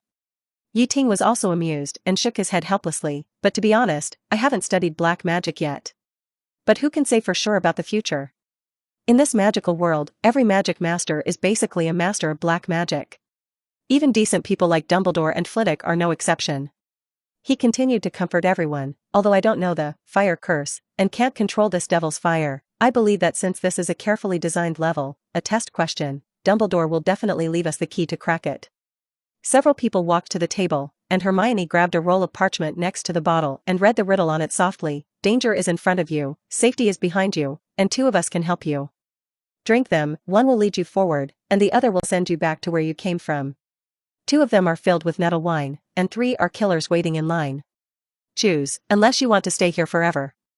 We also provide 4 clues to help you choose. First, no matter how cunningly the poison hides, they are actually standing to the left of the nettle wine. Second, the contents of the bottles on the left and right are different. If you want to move forward, they will not be useful to you. Third, you will find that the bottles are not equal in size. There is no death hidden in giants and dwarfs. Fourth, the second on the left and the second on the right, although they look different, taste the same. After hearing this, Yi Ting smiled contemptuously. Oh, it's just a simple logical reasoning question. Professor Snape's level is just SOSO. Hermione also smiled. Many great wizards are helpless in the face of logical reasoning, and can only be trapped here. But this puzzle is just a piece of cake for us. Yi Ting nodded. Muggles are indeed more systematically trained in this area than wizards. Science is based on logical reasoning and experience summary, and their education method makes them more handy when facing such problems. In that case, Hermione suggested, why don't we compete to see who can solve this puzzle first? Yi Ting took out a piece of parchment, holding a feather pen, and smiled. You guys compete, I'll leave a little gift for Professor Snape, see if he can solve it. Yi Ting pondered for a moment, and then quickly wrote on the parchment. Among the 6 bottles, only one told the truth, and they were all defending themselves. The first bottle claimed, I am the antidote, and one of the 6 bottles lied. The second bottle claimed, I am the antidote, and 2 of the 6 bottles lied. The third bottle insisted, I am the antidote, and 3 of the 6 bottles lied. The fourth bottle argued, I am the antidote, and 4 of the 6 bottles lied. The fifth bottle asserted, I am the antidote, and 5 of the 6 bottles lied. The sixth bottle said, I am the antidote, but all 6 bottles lied. Please find the antidote. Yi Ting put the puzzle on the table. At this time, Hermione had solved Snape's puzzle first. She clapped her hands excitedly. I understand, the smallest potion is the key to passing through the devil's fire. Yi Ting reached out and picked up the seemingly inconspicuous small bottle, put it close to his nose, and sniffed it gently. A strange smell came to his nose, which was a potion he had never touched before. He sighed in his heart that Professor Snape was really a genius in potions, and he could even develop potions that could resist the devil's fire. Such a small bottle, is it enough for several of us? Zhang Qiu frowned slightly, a little worried. Yi Ting took out a dropper directly. Don't worry, a few drops per person will be enough. Yi Ting passed the dropper and bottle to the girls, and each of them dropped a few drops in their mouths. At the same time, he took away the remaining poison and nettle wine, and took out 6 identical flasks, and skillfully injected the nettle wine into 5 of them. Seeing that several people were looking at him curiously, Yi Ting explained, since these poisons are made by Professor Snape, their toxicity can be imagined. I plan to try to prepare an antidote to challenge myself. You know, according to Gorbarat's 3rd law, the antidote for a mixed poison is stronger than the sum of the antidotes of each single component. We have to select the antidote for each poison, and we have to find an additional ingredient to combine these originally unrelated ingredients through a method similar to alchemy. Yi Ting began to talk about the theory of potions incessantly, and everyone was confused, as if his words were a heavenly book from another world. This knowledge was originally in the advanced potion textbook, and it would not be covered until the 6th or 7th grade. Although Hermione was also confused, her eyes flashed with interest, and she seemed to be very curious about the theory that Yi Ting said. Then, Yi Ting carefully collected the remaining half of the bottle of antidote, leaving only a few drops in an empty flask, just enough for 2 people. In this way, his puzzle was solved. This is a precious potion that can suppress the devil's flame. I have to study it carefully. Yi Ting gave another reason, I hope to analyze its composition. Can this really be studied? Hermione asked curiously. Take your time, it shouldn't take too long. Yi Ting answered confidently, there is a Scapin apparition charm that can analyze the composition of the potion, but it requires repeated attempts and patience. As he said this, he took another half of the last bit of antidote and dripped it into his mouth. A cool feeling instantly permeated his whole body, as if a stream of clear water was flowing through his body. At this moment, a series of names of materials flooded into Ting's mind like a flash of inspiration: fire ash snake egg powder, pus of bobwa tuber, dragon serum, fire seeds, horned camel horn, mandrake, sarcoma powder. Not only did he sense the existence of these medicinal materials, he could also clearly see what kind of process they had gone through. Even the stewing temperature, time, and the proportion of various materials all appeared in his consciousness. Is it the tongue of God? Ting was filled with an indescribable surprise. God's tongue can actually have this function? It seems that he no longer needs Scapin to show up. He never expected that in the judgment of God's tongue, potions were regarded as a special dish, so he successfully used God's tongue to identify the medicinal materials and production methods for cooking potions, and even the flaws in them. If you think about it carefully, maybe potions are really a special kind of hot pot? This is simply great. This means that in the process of boiling potions, he only needs to rely on his tongue to see through any deficiencies in the production process, so as to continuously improve his skills and boil perfect potions. At the same time, he can also become the strongest commercial spy, and he can understand other people's exclusive potion formulas with just a taste, and reverse research is even more accurate. The only thing to consider is that potions have many functions, and there are many strange effects. In order to give full play to the power of God's tongue, he may have to pay some small price. Let's get back to the point. After tasting Snape's anti-fierce potion, seeing three girls standing at the door hesitating, Ting stepped forward and was the first to step into the devilish flame. The black flame seemed to have life, gently licking his body, but under the protection of the anti-fire potion, he did not feel the heat at all.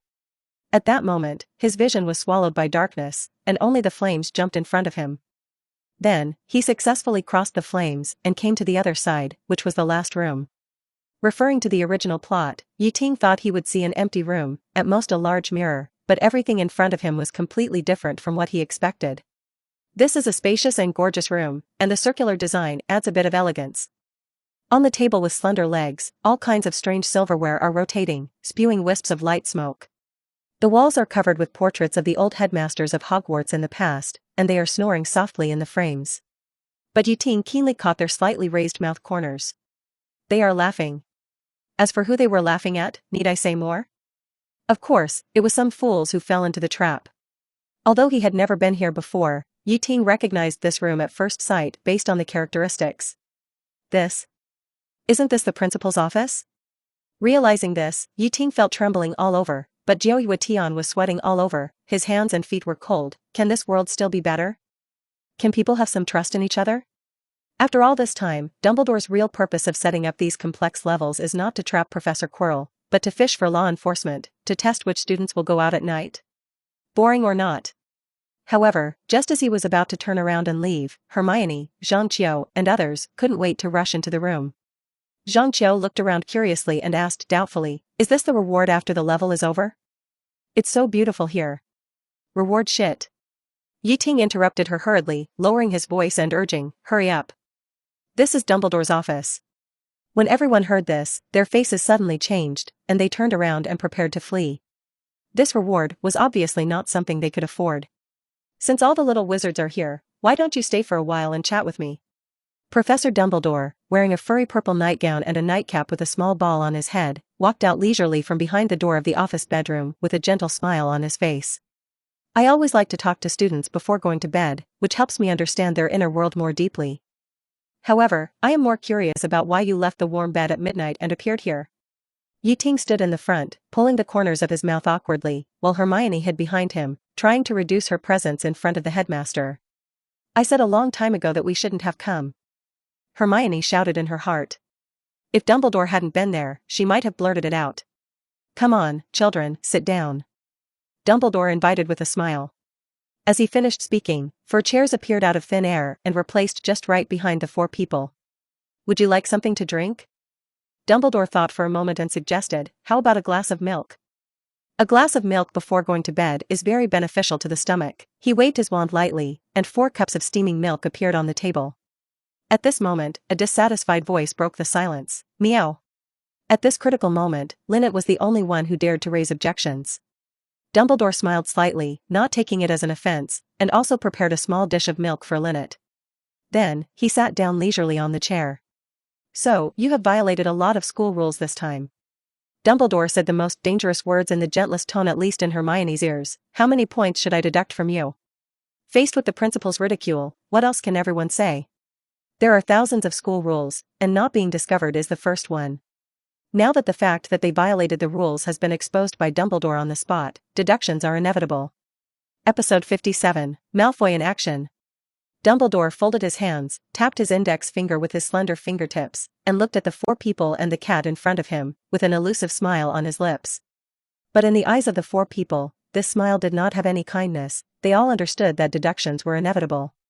Dumbledore looked up at the ceiling, thought for a moment, and finally issued a judgment. Going out at night in the middle of the night is a clear violation of school rules, and each person will be deducted 10 points. Ting accepted the result expressionlessly. He had already gone out at night once, and was considered an old hand. Since he chose to go out at night, he was already prepared to bear the consequences. However, it was different for the 3 girls. This was their first time going out at night, and they were caught the first time. Especially Hermione, her hands had begun to tremble slightly, and the 10 points seemed to be buckled on her heart. Although she was unwilling, she also knew that she was in the wrong and could not refute. But this is far from over. Dumbledore continued to list their crimes. Breaking into the restricted area I set, each person will be deducted 10 points. Hermione opened her mouth, as if she wanted to defend herself, but finally chose to remain silent. She lowered her eyes and bit her lips tightly, with her face intertwined with the struggle and anxiety of her heart. Take away Professor Sprout's Devil's Snare, each person will be deducted 10 points. Damage the key used by Professor Flitwick to cast a spell, each person will be deducted 10 points. Take away Professor McGonagall's wizard chess pieces, each person will be deducted 10 points.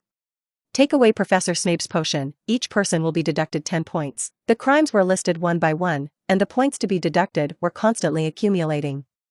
Now it has reached 60 points, and Dumbledore didn't seem to stop. You disturbed my rest in the middle of the night. He paused slightly, his eyes swept across everyone's faces. Deduct 15 points from each person. Hermione's eyes gradually turned red, and her shoulders shook involuntarily. She thought it would be a symbolic deduction of a few points, but she didn't expect Dumbledore to list 6 or 7 violations in a row, and the cumulative deduction was as high as 75 points in a short period of time. Susan had also begun to sob softly, and the scene became more and more heavy. When Dumbledore said indifferently, "Graffiti on the wall, deduct 10 points." When Hermione heard this sentence, her emotions collapsed instantly and she suddenly burst into beer. The portraits of the headmasters on the wall seemed to be ignited by gunpowder barrels at this time, and a fierce quarrel broke out. The previous headmaster, Armando Dipet, shouted that it was unfair. Who made him come from Ravenclaw, and there were 2 little Ravenclaw wizards present? And Phineas Nigellus looked gloating, because none of the 3 little wizards were from Slytherin. He didn't know when a high-footed wine glass appeared in his hand, beating a happy melody, and his complacent look was really annoying. Yes, you have been deducted a lot of fen. Just then, Dumbledore shook his head gently, raised his index finger, and a sly look flashed in his eyes. However, there are a few things tonight that must be counted. He cleared his throat and raised his voice a few points. You 4 little guys are the first batch of students who have passed the level I set. In this process, the talent and courage you have shown are admirable. Therefore, each of you will receive an additional 60 points. He changed the subject and looked at Hermione. Also, Miss Granger's message on the wall and the 2 anonymous letters you secretly sent to me before are all very well written. I will take your suggestions seriously, so each of you will receive an additional 20 points. The old man finally announced, I decided to set up a principal's mailbox in the corridor, so that each of you can write to me at any time to give me suggestions, without writing anonymous letters or graffiti on the wall. Hermione's mood was like a roller coaster. She burst into laughter, and she was surprised and embarrassed. She suddenly realized that the 2 complaint letters she thought were anonymous had been discovered by Dumbledore. Dumbledore winked mischievously. Of course, this mailbox only accepts letters from students, otherwise I'm afraid I will be drowned by roaring letters. So, we were deducted 5 points each in the end? Zhang Qiu just stepped out of the principal's office and couldn't help muttering in a low voice. Ting listened and shrugged easily. Compared to the original 85 points, these 5 points are very little. One class can make it back, don't take it too seriously. Then it's up to you, junior brother. Zhang Qiu heard this and made a cheering gesture to Ting. Although Zhang Qiu's grades have always been among the best, she is usually introverted and rarely speaks up in class. Hermione holds a different view. She tilted her head and seriously retorted, in fact, I think deducting 5 points is already a light punishment. If you ask me, Headmaster Dumbledore should deduct 10 points from us, so that it can really serve as a warning. He is actually testing our reaction this time, so even if he deducts 20 points, I will accept it without complaint. In just a few minutes, Hermione has completely become a fan of Dumbledore. She folded her hands over her chest and said seriously, I must write an apology letter to Professor Dumbledore when I go back to apologize to him for my impulsive behavior tonight. Ting felt that her expression at this time was 80% similar to Professor McGonagall's. Of course, I will also add some suggestions. For example, I think Professor Dumbledore is too kind. As the head of a school, he should be more dignified like Professor McGonagall. Shoo, be quiet. Ting suddenly interrupted her. Professor Snape is here. He quickly pulled the three girls together and let them stay close to him, and winked at Lynette. Almost in an instant, several people escaped into the shadows with the help of Lynette. Professor Snape, wrapped in black pajamas, walked from the 4th floor with a gloomy face. The restricted area that Ting and his friends had just visited was on the 4th floor, and he had obviously just returned from there. He stopped in front of the monster statue at the door of the principal's office, whispered a command, and then walked in. When the sound of his footsteps disappeared, the 4 people hurriedly separated.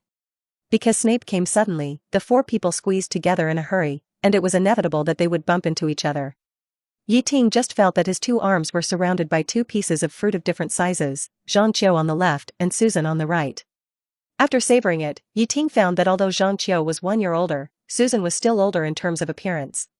As for Hermione, a rookie didn't need to participate in this B-level competition. For a moment, the atmosphere fell into a strange silence, and the 3 girls were silently tidying up their robes. Jean-Chio glared at Ting fiercely, with shyness on his cheeks. As for Susan, she didn't even dare to look up at Ting. Only Hermione was still curiously observing Lynette, wondering what principle she used to make everyone invisible. Finally, Susan recovered and asked in a low voice, "Why is Snape here? Could he have noticed that someone had entered the level he designed without permission?" Jean-Chio guessed. "Maybe that's the case," Ting nodded thoughtfully. "Let's go back to the lounge quickly. If we run into Snape, the points will be deducted seriously." Everyone shuddered when they thought of Snape's gloomy face. Compared with the tolerant and generous Dumbledore, Snape is a real score killer. If it falls into his hands, it will be a light deduction of 5 points. The dividing line back to the dormitory. About 10 minutes ago, when Ting and others were breaking through the level, the atmosphere in Filch's office seemed a little weird. Malfoy sat on a short chair and copied the school rules. He seemed uneasy, his butt kept twisting as if stabbed, and the chair shook with him. Not far away, Filch was busy fiddling with a pile of chains. He had just used a whip to severely whip a skeleton that he had gotten from nowhere. The snapping sound echoed in the empty office, making Malfoy shudder. Filch's cat was squatting beside him, staring at Malfoy with its dead fish eyes, as if it could see through his heart. Malfoy was terrified by the stare, and he subconsciously leaned back and almost fell off the bench. "Oh, what's wrong? Can't sit still?" Filch laughed sarcastically, glancing at Malfoy from the corner of his eye. "Don't forget, you still have an hour of detention." Malfoy swallowed nervously, and finally made up his mind to say what he had prepared for a long time. "Mr. Filch, I have something important to report to you." He glanced at the wall clock. "There are students wandering around the castle at night." "Oh? Who is so bold?" Filch tapped the table with the whip in his hand, and a cold smile appeared on his face. "If the information you provided is accurate, I can consider reducing your confinement time by 5 minutes. It's Harry Potter and his henchman Weasley." Malfoy blurted out, "I heard them say this morning that they would go to the trophy display room on the 3rd floor to make trouble at night, and throw mud and so on." Filch was stunned for a moment, then shouted angrily, "Those bastards! That's a place I have cleaned many times. How dare they? We can definitely catch them if we go there now," Malfoy encouraged. Filch stared at Malfoy suspiciously. "You are not trying to trick me to leave, and then do something in my office?" "I really didn't lie to you, swear on the honor of my Malfoy family." Malfoy vowed. Filch stood up and snorted, "Well, you come with me. If you really catch those 2 brats, you will be exempted from detention tonight. If you dare to lie to me," he paused, a trace of malice flashed in his eyes, "I will make you go to the toilet and make you want to vomit." Malfoy's dividing line. Walking in the dim corridor, Harry and Ron both felt that this night tour was a bit unreal. They started from Gryffindor Tower and got here without any obstacles, as if they were walking in their own backyard. They didn't meet the prefects, nor the ghosts, not to mention the professors and the administrator Filch, and even the intricate stairs appeared miraculously on their way. George and Fred also told me how exciting the night tour was. Ron snorted disdainfully. Hungry? What's so exciting? Yes, and Granger, Harry said, I thought she would report us or run out at night to stop us. Didn't she say she was going to look for you, Ting? She didn't say anything after she came back. Maybe Yi Ting convinced her. Ron guessed. I don't know how Yi Ting can stand being friends with someone with this kind of personality. Yi Ting may just be too good-tempered. Harry sighed, he probably won't refuse others. The two walked along the corridor and carefully went to the third floor. When they were about to reach the trophy display room, Ron pulled Harry and whispered, Harry, are you ready? Yeah, but I'm still a little nervous. Harry replied. What are you afraid of? This is my first time doing this. Ron comforted, I hope it can be out soon, I still have to go to class tomorrow. I'm just afraid. Harry hesitated. What are you afraid of? Everyone has a first time. Ron patted his chest, don't worry, I'm very good at this. The two stepped into the trophy display room. The crystal glass cabinets shone brightly under the moonlight. The trophies, shields, medals and statues exuded silver and golden light in the quiet night, as if telling the glory of the past. However, Malfoy and his two bodyguards were nowhere to be seen. Harry drew his wand and looked around warily, fearing that Malfoy would suddenly attack. But as time passed, the room remained quiet, without even a breath of wind. Maybe, it's just a trap, as Granger said? Harry wondered. Although Ron began to suspect that they were deceived, he refused to give in. Maybe Malfoy was just late, or he was afraid and didn't dare to come at all. Maybe, he is waiting for you two to fall into the trap with his men in the corner. Filch suddenly appeared from the dark, with a smug light in his eyes. The famous Harry Potter, and a Weasley kid. Filch laughed, I've always wanted to drive out the twins from your family, but I didn't expect to catch their younger brother first today. It seems that you are not as smart as your two brothers. Bleh. Filch was so happy that he couldn't close his mouth, and his uneven yellow teeth were exposed to the air. I'm so lucky tonight, double happiness. Malfoy stood by and smiled proudly, you were fooled, Potter? I was put in detention, how can I let you sleep in the dormitory with peace of mind? Ron was furious and was about to scold, but Harry suddenly shouted, run. Ron immediately understood and ran away with Harry. Don't try to escape. Filch was furious and tried to block their way. But his thin body was not strong, and he was knocked away directly in front of the two boys. Mrs. Norris pounced on him and scratched Ron's face with a claw. She could obey Lynette's orders and turn a blind eye to Yi Ting and others, but she would never let them go. Ron threw it away in pain, and it hit Malfoy's face squarely. Malfoy's face was also scratched by Mrs. Norris, leaving a deep mark. Filch hurriedly picked up Mrs. Norris, chased after them in a hurry, and shouted, don't even think about escaping. Episode 58, Who Triggered the Mechanism? Malfoy stood up shakily and followed him out. But he was a few steps slower, and after turning a few corridors, he couldn't even find Filch's shadow. What's worse, he was lost. Malfoy had to choose a random direction to continue chasing. Harry and Ron had long lost their way and ran around like headless flies. They bypassed the doorposts, passed through corridors one after another, went through holes and staircases, and ran blindly the whole time. The two didn't know how far they ran until they were out of breath. We should have gotten rid of them. Harry panted, leaned against the cold wall, and raised his hand to wipe the sweat from his forehead. Ron was also exhausted, bent over, panting and said, but, Old Man Filch has seen us, this is a big trouble. It's okay, we just need to go back to the common room and we will be safe. Harry thought about it and said with a stiff upper lip, Old Man Filch can't get into the Gryffindor Tower. Tomorrow we will insist that we didn't go out for a night walk, and he can't do anything. It's all Malfoy's fault, this coward. Ron cursed angrily, and he also regretted not listening to Hermione. After all, he is Slater, we shouldn't believe his lies. Harry was speechless. If he had known this would happen, why did he do it in the first place? You promised me to fight at night. After they calmed down a little, they were ready to move on. But they hadn't walked far when they heard a door creak open. Haha, the little wizard is out at night. Peeves suddenly rushed out of a classroom and screamed excitedly when he saw them, why are you hanging out in the middle of the night? Peeves, please don't yell. You'll get us expelled. Harry was so anxious that he almost cried. Peeves giggled nonstop, looking gloating. Humph, you new little brats are really ignorant. You don't sleep in the middle of the night and run out to wander around. Just wait and see, you will be arrested sooner or later. Peeves said sarcastically. Don't be like this, Peeves, please, as long as you don't tell on us, we can talk about anything. Harry continued to plead. Hey, I'm going to go to 640 and tell Filch, and see how he will deal with you. Peeves deliberately kept a straight face, but his eyes were shining with mischief. I'm teaching you, you know? The school has a clear rule that night outings are strictly prohibited. Get out of the way. Ron was anxious, and suddenly stretched out his hand to hit Peeves. This really D Peeves off, and he started yelling at the top of his voice. Someone is bullying ghosts. Students don't sleep, but actually bully ghosts. They are making trouble in the corridor of the charms class. Harry was speechless, and pulled Ron up and continued to run.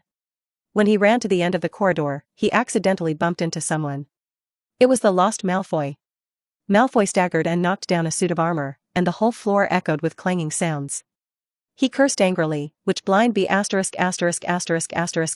D is it, not looking at the road in the middle of the night. When he looked up and saw that it was Harry, Malfoy immediately became excited. Haha, I caught Potter. Come on, Filch.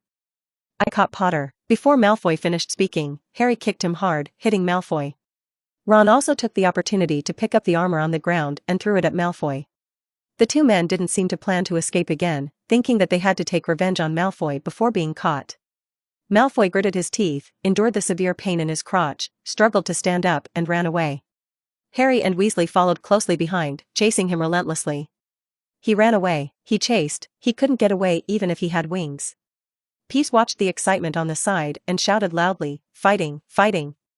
Malfoy fled to the end of the corridor, but found that there was a heavy door, blocking the way. The lock of the door seemed to be open, but he could not push it forward no matter how hard he pushed. It seemed that there was something heavy blocking the door. And Harry and Ron were approaching with murderous intent. Malfoy became even more panicked and kicked the wooden door harder, making a muffled bang-bang sound. Suddenly, a dull, woo-woo sound came from behind the door, and then it seemed like the sound of a heavy object moving. When Malfoy kicked the wooden door again, the door opened. Malfoy was as if he had been pardoned and slipped into the door. However, just as he tried to close the door, Harry rushed forward and blocked the gap in the door with his foot. Then, he slammed the door hard and forced it open. He pushed the door open and rushed in. Malfoy stumbled and fell to the ground. Harry staggered in, but was accidentally tripped by Malfoy on the ground and fell on Malfoy with a thump. Ron followed closely and squeezed in, bumping into Harry and pressing on him.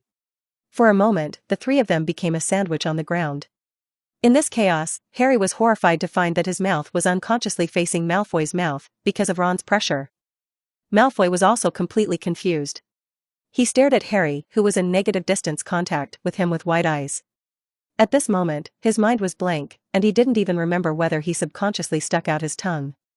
Ron took great pains to with great effort, Harry was finally pulled off Malfoy. Malfoy came to his senses, pinched his throat and retched in exasperation, then roared, Potter, I'm going to kill you. What the hell did you do? Harry also lay on the ground and retched, then roared back, I'm the one who wants to kill you. As soon as the voice fell, the two hugged each other again and wrestled together. Ron wanted to join the melee and help Harry, but suddenly he felt as if it was raining in the room, and cold water drops kept falling on his body. He looked up and immediately screamed. Aha! Harry and Malfoy were startled by the sudden scream and stopped. They looked up and saw a huge monster staring at them. It was Fluffy, who had just been awakened from his coma by the sound of kicking the door. Ah ha ha! Filch, holding Mrs. Norris, hurriedly headed towards the restricted corridor on the 4th floor. Just now, he noticed that there was movement in the corridor on the 4th floor, but he missed it because he was chasing Harry Potter and the others. Now, there was new movement in the corridor on the 4th floor, and of course he had to go and see. Halfway through, Peeves suddenly appeared in front of him. Peeves, where did those two guys run to? Filch walked into the empty corridor and asked with a frown, hurry up, don't keep us in suspense. You have to say please. Peeves floated in the air with a playful smile. Peeves, don't make trouble for me, where did they go? Filch was a little impatient. Hey, if you don't say please, I won't tell you anything. Peeves responded in his annoying, singing tone. Bah, Filch gritted his teeth, okay, please tell me. Anything? Peeves said a strange word, and then laughed out loud, ha ha ha ha. I told you a long time ago that if you don't say please, I won't tell you anything. See, I keep my promise. Ha ha ha ha. Filch was furious. At this moment, Peeves' face changed, and he cursed inwardly, damn, why is the old bat here? Then he retreated quietly. Then Filch heard footsteps behind him. He turned around and exclaimed, "Professor Snape, why are you here?" "My barrier in the corridor on the 4th floor was triggered, and someone must have broken in." Snape strode forward, his whole body seemed to be gliding on the ground like a bat.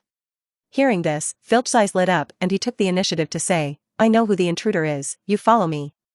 As he said, he led the way in front, while muttering, "It must be Harry Potter and Ron Weasley, those two little bastards, they just ran away from me, they must be hiding in the abandoned corridor." Impossible, absolutely impossible. Snape didn't believe it, just the two of them? How could a troll head that couldn't even make scabies potion trigger my level? To make him believe that Harry and Ron could pass all the levels, deal with the three-headed dog Fluffy, solve the Devil's Vine, grab the corresponding key without a flying broom, and then pass Professor McGonagall's chess level. Snape would rather believe that Voldemort has turned over a new leaf. But I saw them with my own eyes.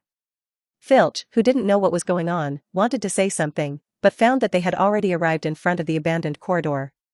Through the wooden door, they could hear that the room was very noisy. Just as Filch was about to go up and open the door was pushed open by the people inside. Malfoy rushed out, followed by Harry and Ron. Then, a three-headed dog crashed into the door, and a huge head squeezed out from the crack of the door. It roared and stared at the three fleeing wizards. Fluffy was very angry about being knocked unconscious, and he saw Harry and the other two as soon as he woke up, so he took them as objects to vent his anger. "Oh my God! There's a monster!" Malfoy screamed, and when he saw Snape in front of him, he immediately hid behind him. Harry and Ron also ran out of the door, sitting on the ground with weak hands and feet, gasping for breath. Filch looked at Fluffy, whose head was stuck, and sneered, "This is the watchdog that Professor Dumbledore brought in. He warned you not to come to the restricted area. It seems that you ignored his words. It seems that our savior is not only arrogant, but also has a spirit of exploration. He stayed up late at night and insisted on coming to Dumbledore's restricted area." Then came the weird voice of Professor Snape. "Mr. Filch, take them to Professor McGonagall now and let her see what kind of talents her college has taught." As he said, he walked directly to the corridor door. Although Harry Potter and Ron Weasley were caught here, he still didn't believe that the alarm of his level was triggered by them. "Don't worry, Professor Snape." Filch proudly took out a pair of handcuffs and handcuffed Harry and Ron's hands, saying sinisterly, "You went to destroy the third prize display room and broke into the restricted area. Come on. Follow me to see Professor McGonagall." Professor McGonagall's dividing line. Not long after, at the door of the Transfiguration office, the atmosphere was so tense that it seemed to be ignited at any time. Professor McGonagall's eyes were as sharp as a knife, staring straight at Harry and Ron. This was the first time she was so angry. She suppressed her anger and asked, in a deep voice, "Mr. Filch said that you two ran to the 3rd floor prize display room to make trouble, and after being discovered, you ran to the 4th floor restricted area. Malfoy wanted to stop you, but you beat him up? Tell me, what's going on?" Harry and Ron looked at each other, speechless. If they think about it carefully, they really have nothing to say. As for Filch's accusation, except that he did not go to the showroom to make trouble, the other facts are set in stone. You can't say they went to duel, right? That would be a fight, and the crime might be even worse. Seeing that they admitted the crime, Professor McGonagall's face became uglier. "You two really disappoint me. I'm going to put you in detention, and Gryffindor will deduct another 50 points. It's 50 points per person." She added immediately. "Professor, please." Ron begged in a crying voice. "You can't do this." Harry was also anxious and spoke quickly. "If I had known this would happen, why did I do it in the first place?" Professor McGonagall interrupted them. "Go back to the common room, I don't want to see you two again tonight. I have never been ashamed of Gryffindor students as I am now." Episode 59, The Next Dark Lord? Time goes to after Ting and his group left the principal's office. At this time, in the empty principal's office, Dumbledore stayed alone in the room, deep in the chair, staring at the big mirror in front of him. This mirror looks extraordinary. It is very high, the top almost touches the ceiling, the golden frame is finely carved, and there are 2 claw-shaped feet at the bottom. At the top of the mirror, a line of strange words is engraved, Aristella Erhalu Adubi Kafru 8 on Bohis. A white-haired old man appeared in the mirror. He was thin and dressed in a black robe. He sat quietly on an old dusty chair, his hands folded, looking at Dumbledore quietly, with a meaningful smile on his lips. But immediately, the picture in the mirror changed. The old man in black robe gradually disappeared, replaced by a warm and friendly scene. A group of people surrounded Dumbledore, as if they were relatives reunited after a long separation, and everyone's face was filled with happy smiles. Among this group of people, a girl of 13 or 14 years old was particularly eye-catching. She smiled innocently and waved to Dumbledore. Dumbledore's hand couldn't help but reach forward, and his trembling fingertips gently touched the mirror. At this moment, he didn't notice that crystal tears were sliding down from the corners of his eyes. "Ariana," Dumbledore murmured to himself, "Ariana, I'm really sorry for not taking good care of you." Bang bang bang. Suddenly, the wooden door was knocked hurriedly, breaking the tranquility of the principal's office. Dumbledore quickly wiped away the tears from the corners of his eyes, covered the mirror of Erased with a curtain, took a deep breath, calmed his agitated mood, sat back in his chair, and said in a calm tone, "Come in." Professor Snape rushed in with an angry face and a stern tone, "Principal, someone broke into the forbidden area and triggered my magic alarm. I rushed over quickly, but I didn't expect to catch your precious savior Harry Potter and his little follower Weasley. But you know, with their giant heads, they can't get into the forbidden area at all. Zone, I wanted to go to the restricted area, but Hagrid, that stupid dog, was guarding the door. Not only did he not give way to me, he almost bit me, eh?" Halfway through his words, Snape suddenly shut up, his eyes falling on the 4 cups of steaming milk on the table, and a plate. "Did you catch them?" He narrowed his eyes and asked in confusion, "Who is so bold? Is it the pair of troublemakers from the Weasley family?" Before Dumbledore could answer, Snape guessed, "No, they are not that level. Could it be that little scoundrel, Ting?" Because of the sale of graphite crucibles, the story of Ting's anger at Snape spread throughout Hogwarts, and he was promoted to the 3rd place in the list of little wizards that Snape hated the most. The top 2 were Potter and the twins, so Snape thought of him first. "Little scoundrel?" Dumbledore gently pushed his glasses on the bridge of his nose, with a slight smile on his lips. "This name is quite interesting. However, as far as I know, he is a very outstanding student. Don't you think so?" "Outstanding?" Speaking of this, Snape was furious. Ting may be a little clever, but he is just like Potter, arrogant, annoying, and violent. Recently, he has been hanging out with the 2 little troublemakers from the Weasley family. Birds of a feather flock together. By the way, he is also selling crucibles in school. Do you want to take care of it? Oh? Are they crucibles from the Muggle world?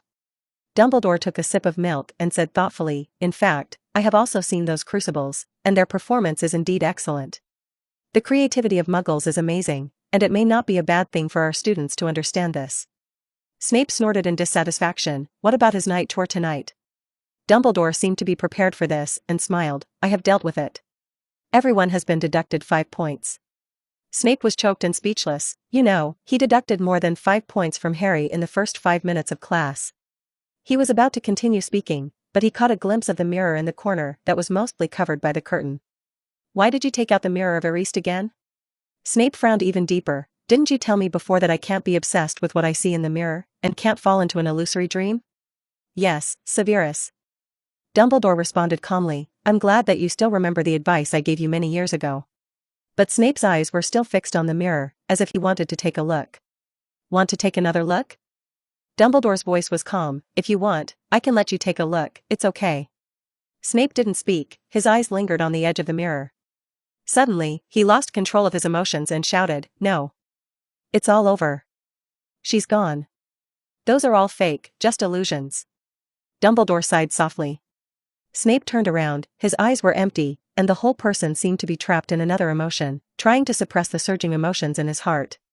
Except when he wrote to her, Snape didn't want anyone to see his vulnerable side, not even Dumbledore. After a moment, he returned to his usual indifference. He raised his head and looked at Dumbledore, with a bit of sarcasm in his tone. "Professor, I really want to know, when you face the mirror of Erased, what will you see? Is it nothingness, or only your own shadow?" He paused, and without waiting for the old man to respond, he continued, "I guess, a powerful wizard like you should have no weaknesses, and no emotions can hurt you, right?"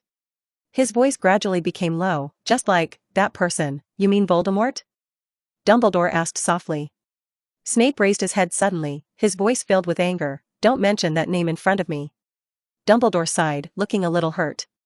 He said with some sadness, "Severus, you still speak so straightforward. Actually, we are all the same, we have all experienced pain. Life is always a mess. I also have sad times, and I also have things I want to see in the magic mirror. Life is so complicated, I understand. But you don't need to deliberately use words to hurt an old man like me to seek psychological comfort, right?" After a short silence, Dumbledore stood up and broke the awkward atmosphere. Okay, don't talk about this. Did you bring the potion? We have to see how the levels have been damaged and repair them quickly.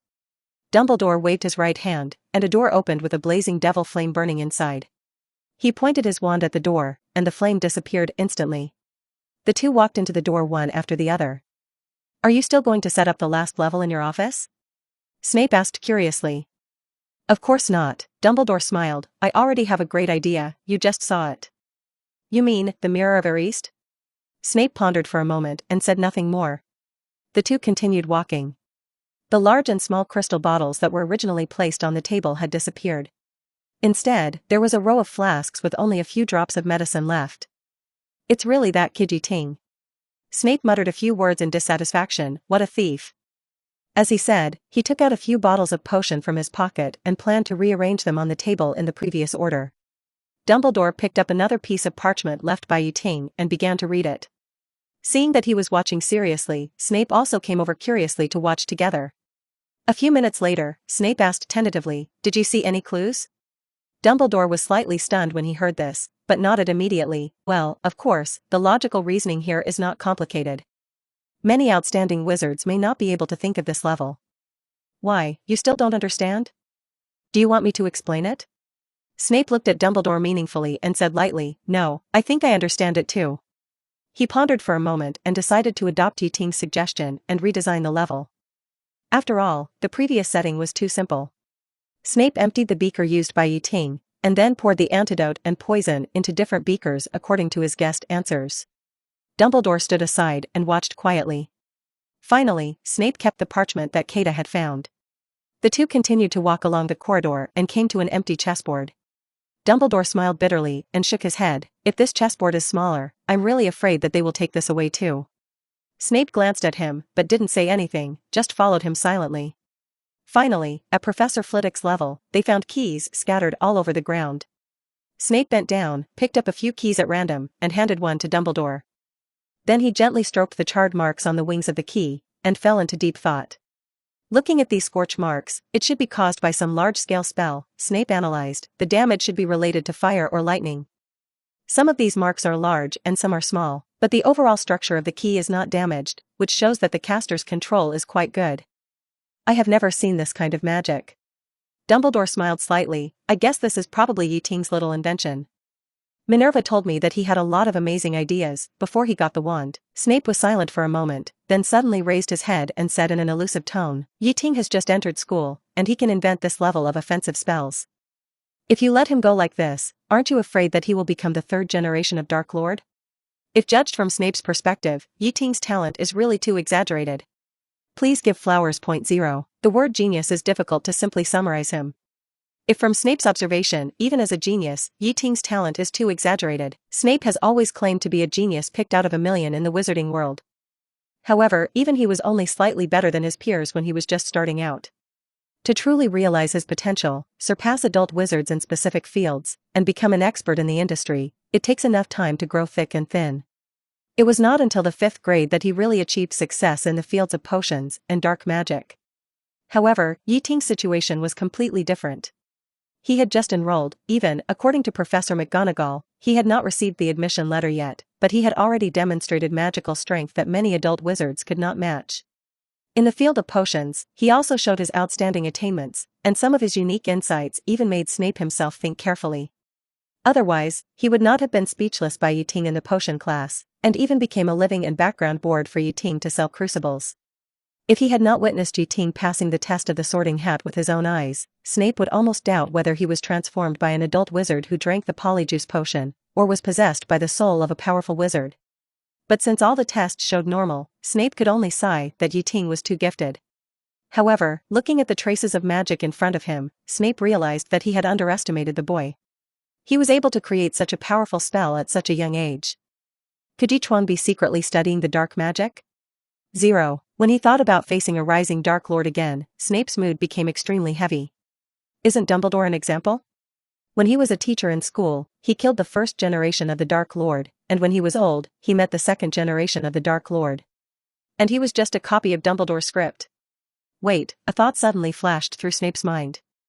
Doesn't this mean that he might be able to counterattack McGonagall and become the next headmaster? Just as Snape was caught up in his wild imagination, Dumbledore waved his wand lightly, and the keys flew up again, lining up and flying past him one by one as if they were being inspected. Dumbledore didn't find the key to open the door, so he had to take out a brand new silver key from his pocket. He won't become the third-generation Dark Lord, Dumbledore said lightly, as if he was just talking about tomorrow's breakfast. How can you be so sure? Snape couldn't help asking. He, like that man, also came from an orphanage. I know Voldemort's growth experience very well. Dumbledore motioned Snape to move on. Although they started from a similar point, I know that Ting and Voldemort are completely different. At least, he quickly integrated into Hogwarts and made a lot of friends as soon as he came to Hogwarts. Although the ratio of men to women among his friends is a bit uneven. At this point, he showed an ambiguous smile. Voldemort has never had real friends, relatives, or lovers, only subordinates. He doesn't know how to love, but Ting knows. Maybe even knows a little more. But because of this, he will never take the path of the Dark Lord, just because, love? Snape really couldn't figure it out. Dumbledore smiled and responded, yes, love, isn't that enough to explain the problem? Love is not an illusory concept created by us, it is real, strong, and powerful. Love has its own meaning of existence. Come on, Snape said with a hint of sarcasm, of course love has its uses, such as making friends, Laramie's upbringing and raising children. But what do you think this has to do with whether a person will be obsessed with power and go astray? Dumbledore shook his head. Severus, your idea is too superficial. We also love those who have left. Is this also for socializing? This made Snape silent. He was stunned for a moment and shook his head. No. The power of love is far more profound than you think. Dumbledore said in a gentle voice, it is a power that we can perceive and is more powerful than magic. Love makes us willing to protect those who have nothing to do with us. It is the only thing that can make us transcend time and space. He paused and continued, although you may not understand it now, believe me, the power of love is real and powerful. Snape was silent for a moment, and then asked, then what about his outrageous talent and magic? You and that person didn't have this level at the beginning. There are always some geniuses in this world. Dumbledore said lightly, the most powerful wizard in history is not me or Voldemort, but Merlin. Who can say that he can't become the second Merlin in the future? Snape didn't say anything. Episode 60, Taking Stock of the Harvest, Strange Flower Buds. The two continued to walk forward and finally saw the graffitied wall.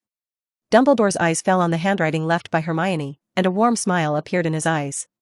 Severus, it seems that the students have a good opinion of you. He pointed at the words on the wall, look, Ting, Jean Chio, and Hermione all mentioned you. Snape rolled his eyes disdainfully, are they praising me? Dumbledore took out a piece of parchment, and then gently waved his wand. Hermione's handwriting on the wall was instantly erased, but it appeared on the parchment in his hand. He was going to find another place to keep the suggestions of the little wizards. Then, Dumbledore turned around, turned his back to Snape, and sighed. Severus, maybe you can try to adjust your attitude. Do you really not care what the students think of you? After a long silence, Snape replied stiffly, after so many years, maybe I'm used to it. But habit and care are actually two different things. At least that's how Dumbledore sees it. He sighed again, Severus, I wish I was half as strong as you. Sometimes I think our sorting system is really too sloppy. Snape lowered his head. If he had been sorted into Gryffindor, the same college as her, would everything be different? Can you help Harry more? Dumbledore pleaded. Dumbledore, can't you give me less trouble? Hearing this, Snape turned his head away angrily, pacing back and forth in the room, his tone full of displeasure. Help Harry? How can you ask me to help him? Your savior is mediocre, arrogant, and late, and just like his father, he will violate discipline and show off all day long, which is simply insolent and rude to the extreme. How can you ask me to help him? To be honest, I would rather 907 to tutor that little rascal Ting. At least he can save me a few years of worry. Severus, what you see is just what you want to see. Dumbledore said softly. He squatted down and checked the devil's snare that was swept away, but he didn't mean to add anything. Don't be so stubborn. Other professors say that Potter is very humble, easy to get along with, and talented. Dumbledore stood up and advised, I like him very much, and I think he is a very likable child. Snape snorted coldly and didn't buy it. Forget it, I'm going back to sleep. I'm not interested in listening to you nagging here. Your savior is not even half as good as Granger. At least she is a little smart and her IQ is high enough. Snape snorted and said, I'm going back to sleep and I don't want to listen to you nagging here. He is not even half as good as Granger. At least she is a little smart and her IQ is online. Hermione would probably be very happy if she heard you praise her like this. Dumbledore did not stop Snape, but reminded him from behind, oh, by the way, there is one more thing, help me keep an eye on Quirrell, okay? Snape did not speak, but walked out with big strides, the soles of his shoes clacking on the ground, and it was unknown whether he had heard it or not. Dumbledore looked at his back and sighed helplessly. On the other side, after sending Hermione and Susan back to the common room, Ting and Zhang Qiuqiu returned to the Ravenclaw Tower. The two parted in the common room. But Ting did not return to the dormitory, but teleported directly to the teleportation anchor point in the room of requirement. He could not wait to study his harvest today, and it was safer here than in the dormitory. Here, even if he made a big noise, it would not affect the people outside. This trip to the abandoned corridor was very fruitful. Not only did he obtain the artifact that every potion master would rush to get, the Tongue of God, but he also got dozens of pots of Devil's Net, a complete set of large wizard fu combining transfiguration and alchemy, and poison and anti-fire potion made by Snape. It was a pity that he had no excuse to take all the keys on the ground. And more importantly, these harvests are likely to have collection value in the system. In the room of requirement, Ting arranged a huge empty room, and then put all the harvests of this trip out at once. First of all, there were more than a dozen pots of Devil's Net. Ting put them together and prepared to collect them all at once.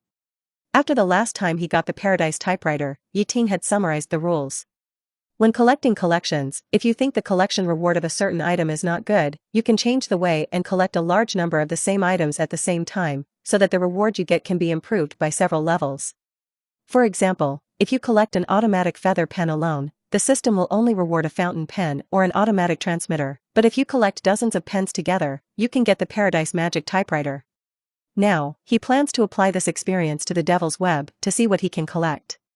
Give me a plant from another world? Or a grass-type god's eye? Ting prayed secretly, and then put his hand on a Devil's Web.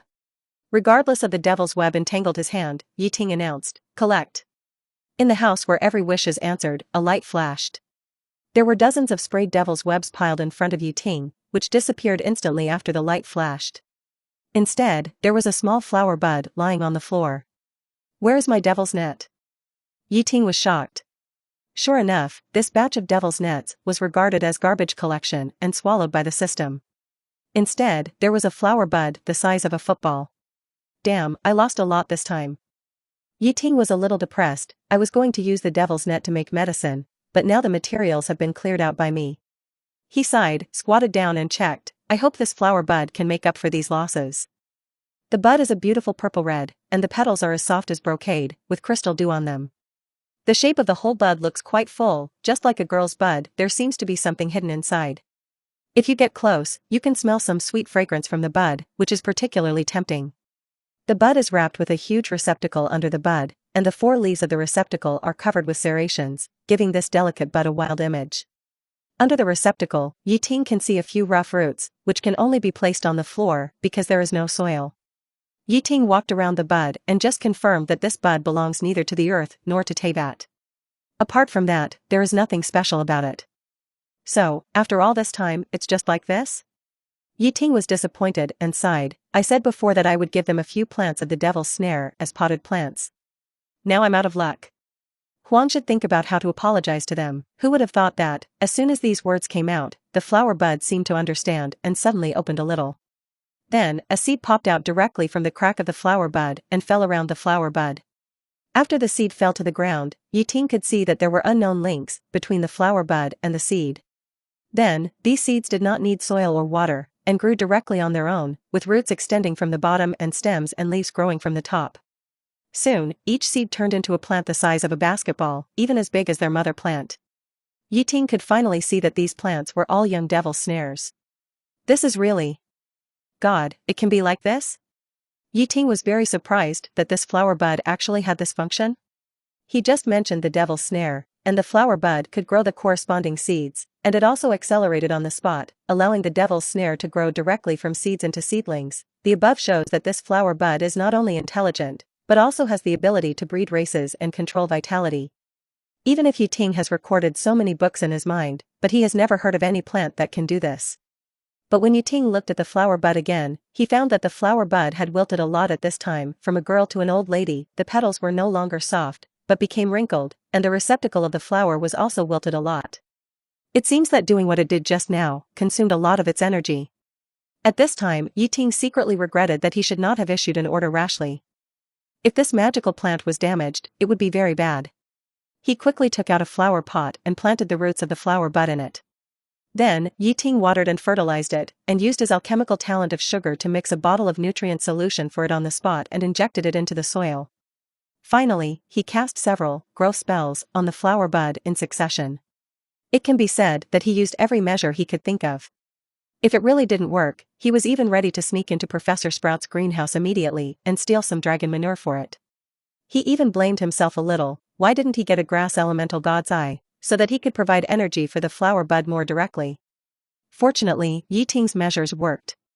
He could see that this mysterious flower bud was full again at a speed visible to the naked eye, restored to a girlish posture, and even grew a little bigger. Of course, the effect of these measures is limited to this. The power contained in the flower bud is more mysterious than Ting imagined. Seeing it recover, Ting finally breathed a sigh of relief. Thinking of the flower bud's response to providing the devil's net just now, Ting tentatively spoke to it. "Thank you, little flower bud, thank you for your devil's net." Then Ting saw that the flower bud actually shook on its own initiative, as if responding to Ting's thanks. Sure enough, it really understands what I say. Ting was a little excited, and then tentatively said, "Next time, don't be so impulsive, don't hurt yourself for my little request. I was very worried when I saw you wilting just now." The flower bud heard the words and moved again, as if to thank Ting for his concern, and as if to say that it knew. This flower bud is quite obedient. Ting was a little happy. It seems that if the system's reward is a living thing, it will naturally be loyal to Ting himself. In addition, since the flower bud can communicate, Ting asked questions. "Do you know what kind of plant you are?" The flower bud shook left and right, as if shaking its head. "Then, can you still provide devil double seeds now?" The flower bud shook back and forth to express affirmation. "What if I change to another plant?" Ting suddenly had an idea. "For example, poisonous tentacles, can you provide them?" The flower bud shook its head. "So, you can only provide devil's net seeds?" Ting was a little disappointed. But the flower bud shook its head again. "What kind of consciousness is this? Does this mean that in addition to producing devil's net, it can actually provide other types of seeds, but not including poisonous tentacles? Or does it mean that it can actually provide poisonous tentacle seeds, but it does not meet the triggering conditions?" Unfortunately, the meaning that this flower bud can express is limited, and it can't ask anything with just this kind of yes or no question. Until now, it is still full of mysteries in Ting's eyes. Perhaps, as it continues to grow, the mystery can be gradually solved. Thinking of this, Ting has a headache again. How to make the flower bud in front of me grow faster is actually a problem. You know, Ting took a lot of measures to get it out of its sluggish state just now. Whether it is the growth spell or the nutrient solution with a unique formula of sugar, if it is provided to ordinary magical plants, it is enough to make them grow directly across a stage, seeding seedlings entering the growth period, and growing period entering the flowering period. But on this mysterious flower bud, the effect seems to be more important. But Ting can confirm that the power contained in both the spell and the nutrient solution has been fully absorbed by the flower bud.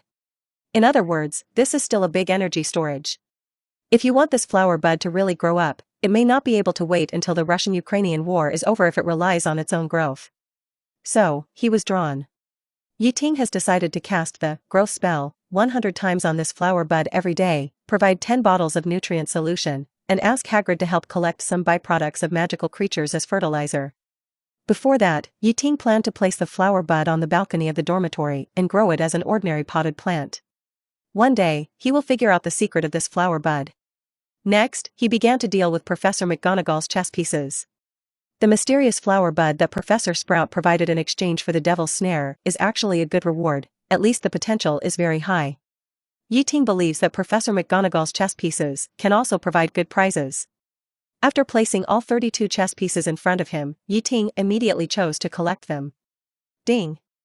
Congratulations to the host for collecting Professor McGonagall's transformation alchemy chess pieces times 32, and get the reward, Bowies Wisdom. The next moment, Ting felt that a lot of knowledge was continuously injected into his mind, which contained an old man's lifelong experience, knowledge and ingenuity.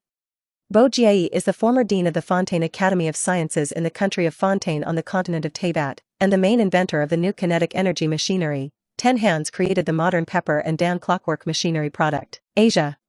What Yi Ting got was all his wisdom in clockwork machinery. This reward is luxurious. After all, at least half of the prosperity of Fontaine and Teyvat is based on various convenient clockwork mechanisms. Of course, the power of the clockwork mechanism is the Menghuang energy unique to the Fontaine area of Teyvat, and Yi Ting can't apply it directly to reality. But it's like the Eye of God can be driven from elements to magic. The energy properties of the Fontaine clockwork mechanism are very similar to magic. With just a little modification, Yi Ting believes that he can completely replace Menghuang energy with more convenient magic and create a clockwork mechanism belonging to the magic world. Yi Ting plans to take this as his next research direction. After finally digesting this series of knowledge, Yi Ling suddenly found that he still had an item about chess pieces in his hand that he hadn't collected. It was the crown of the White King. As the key prop of the entire level, Yi Ting forgot to return the crown after taking it from the White King. Guess what the but is? It's definitely a well-known character. It has nothing to do with Teyvat.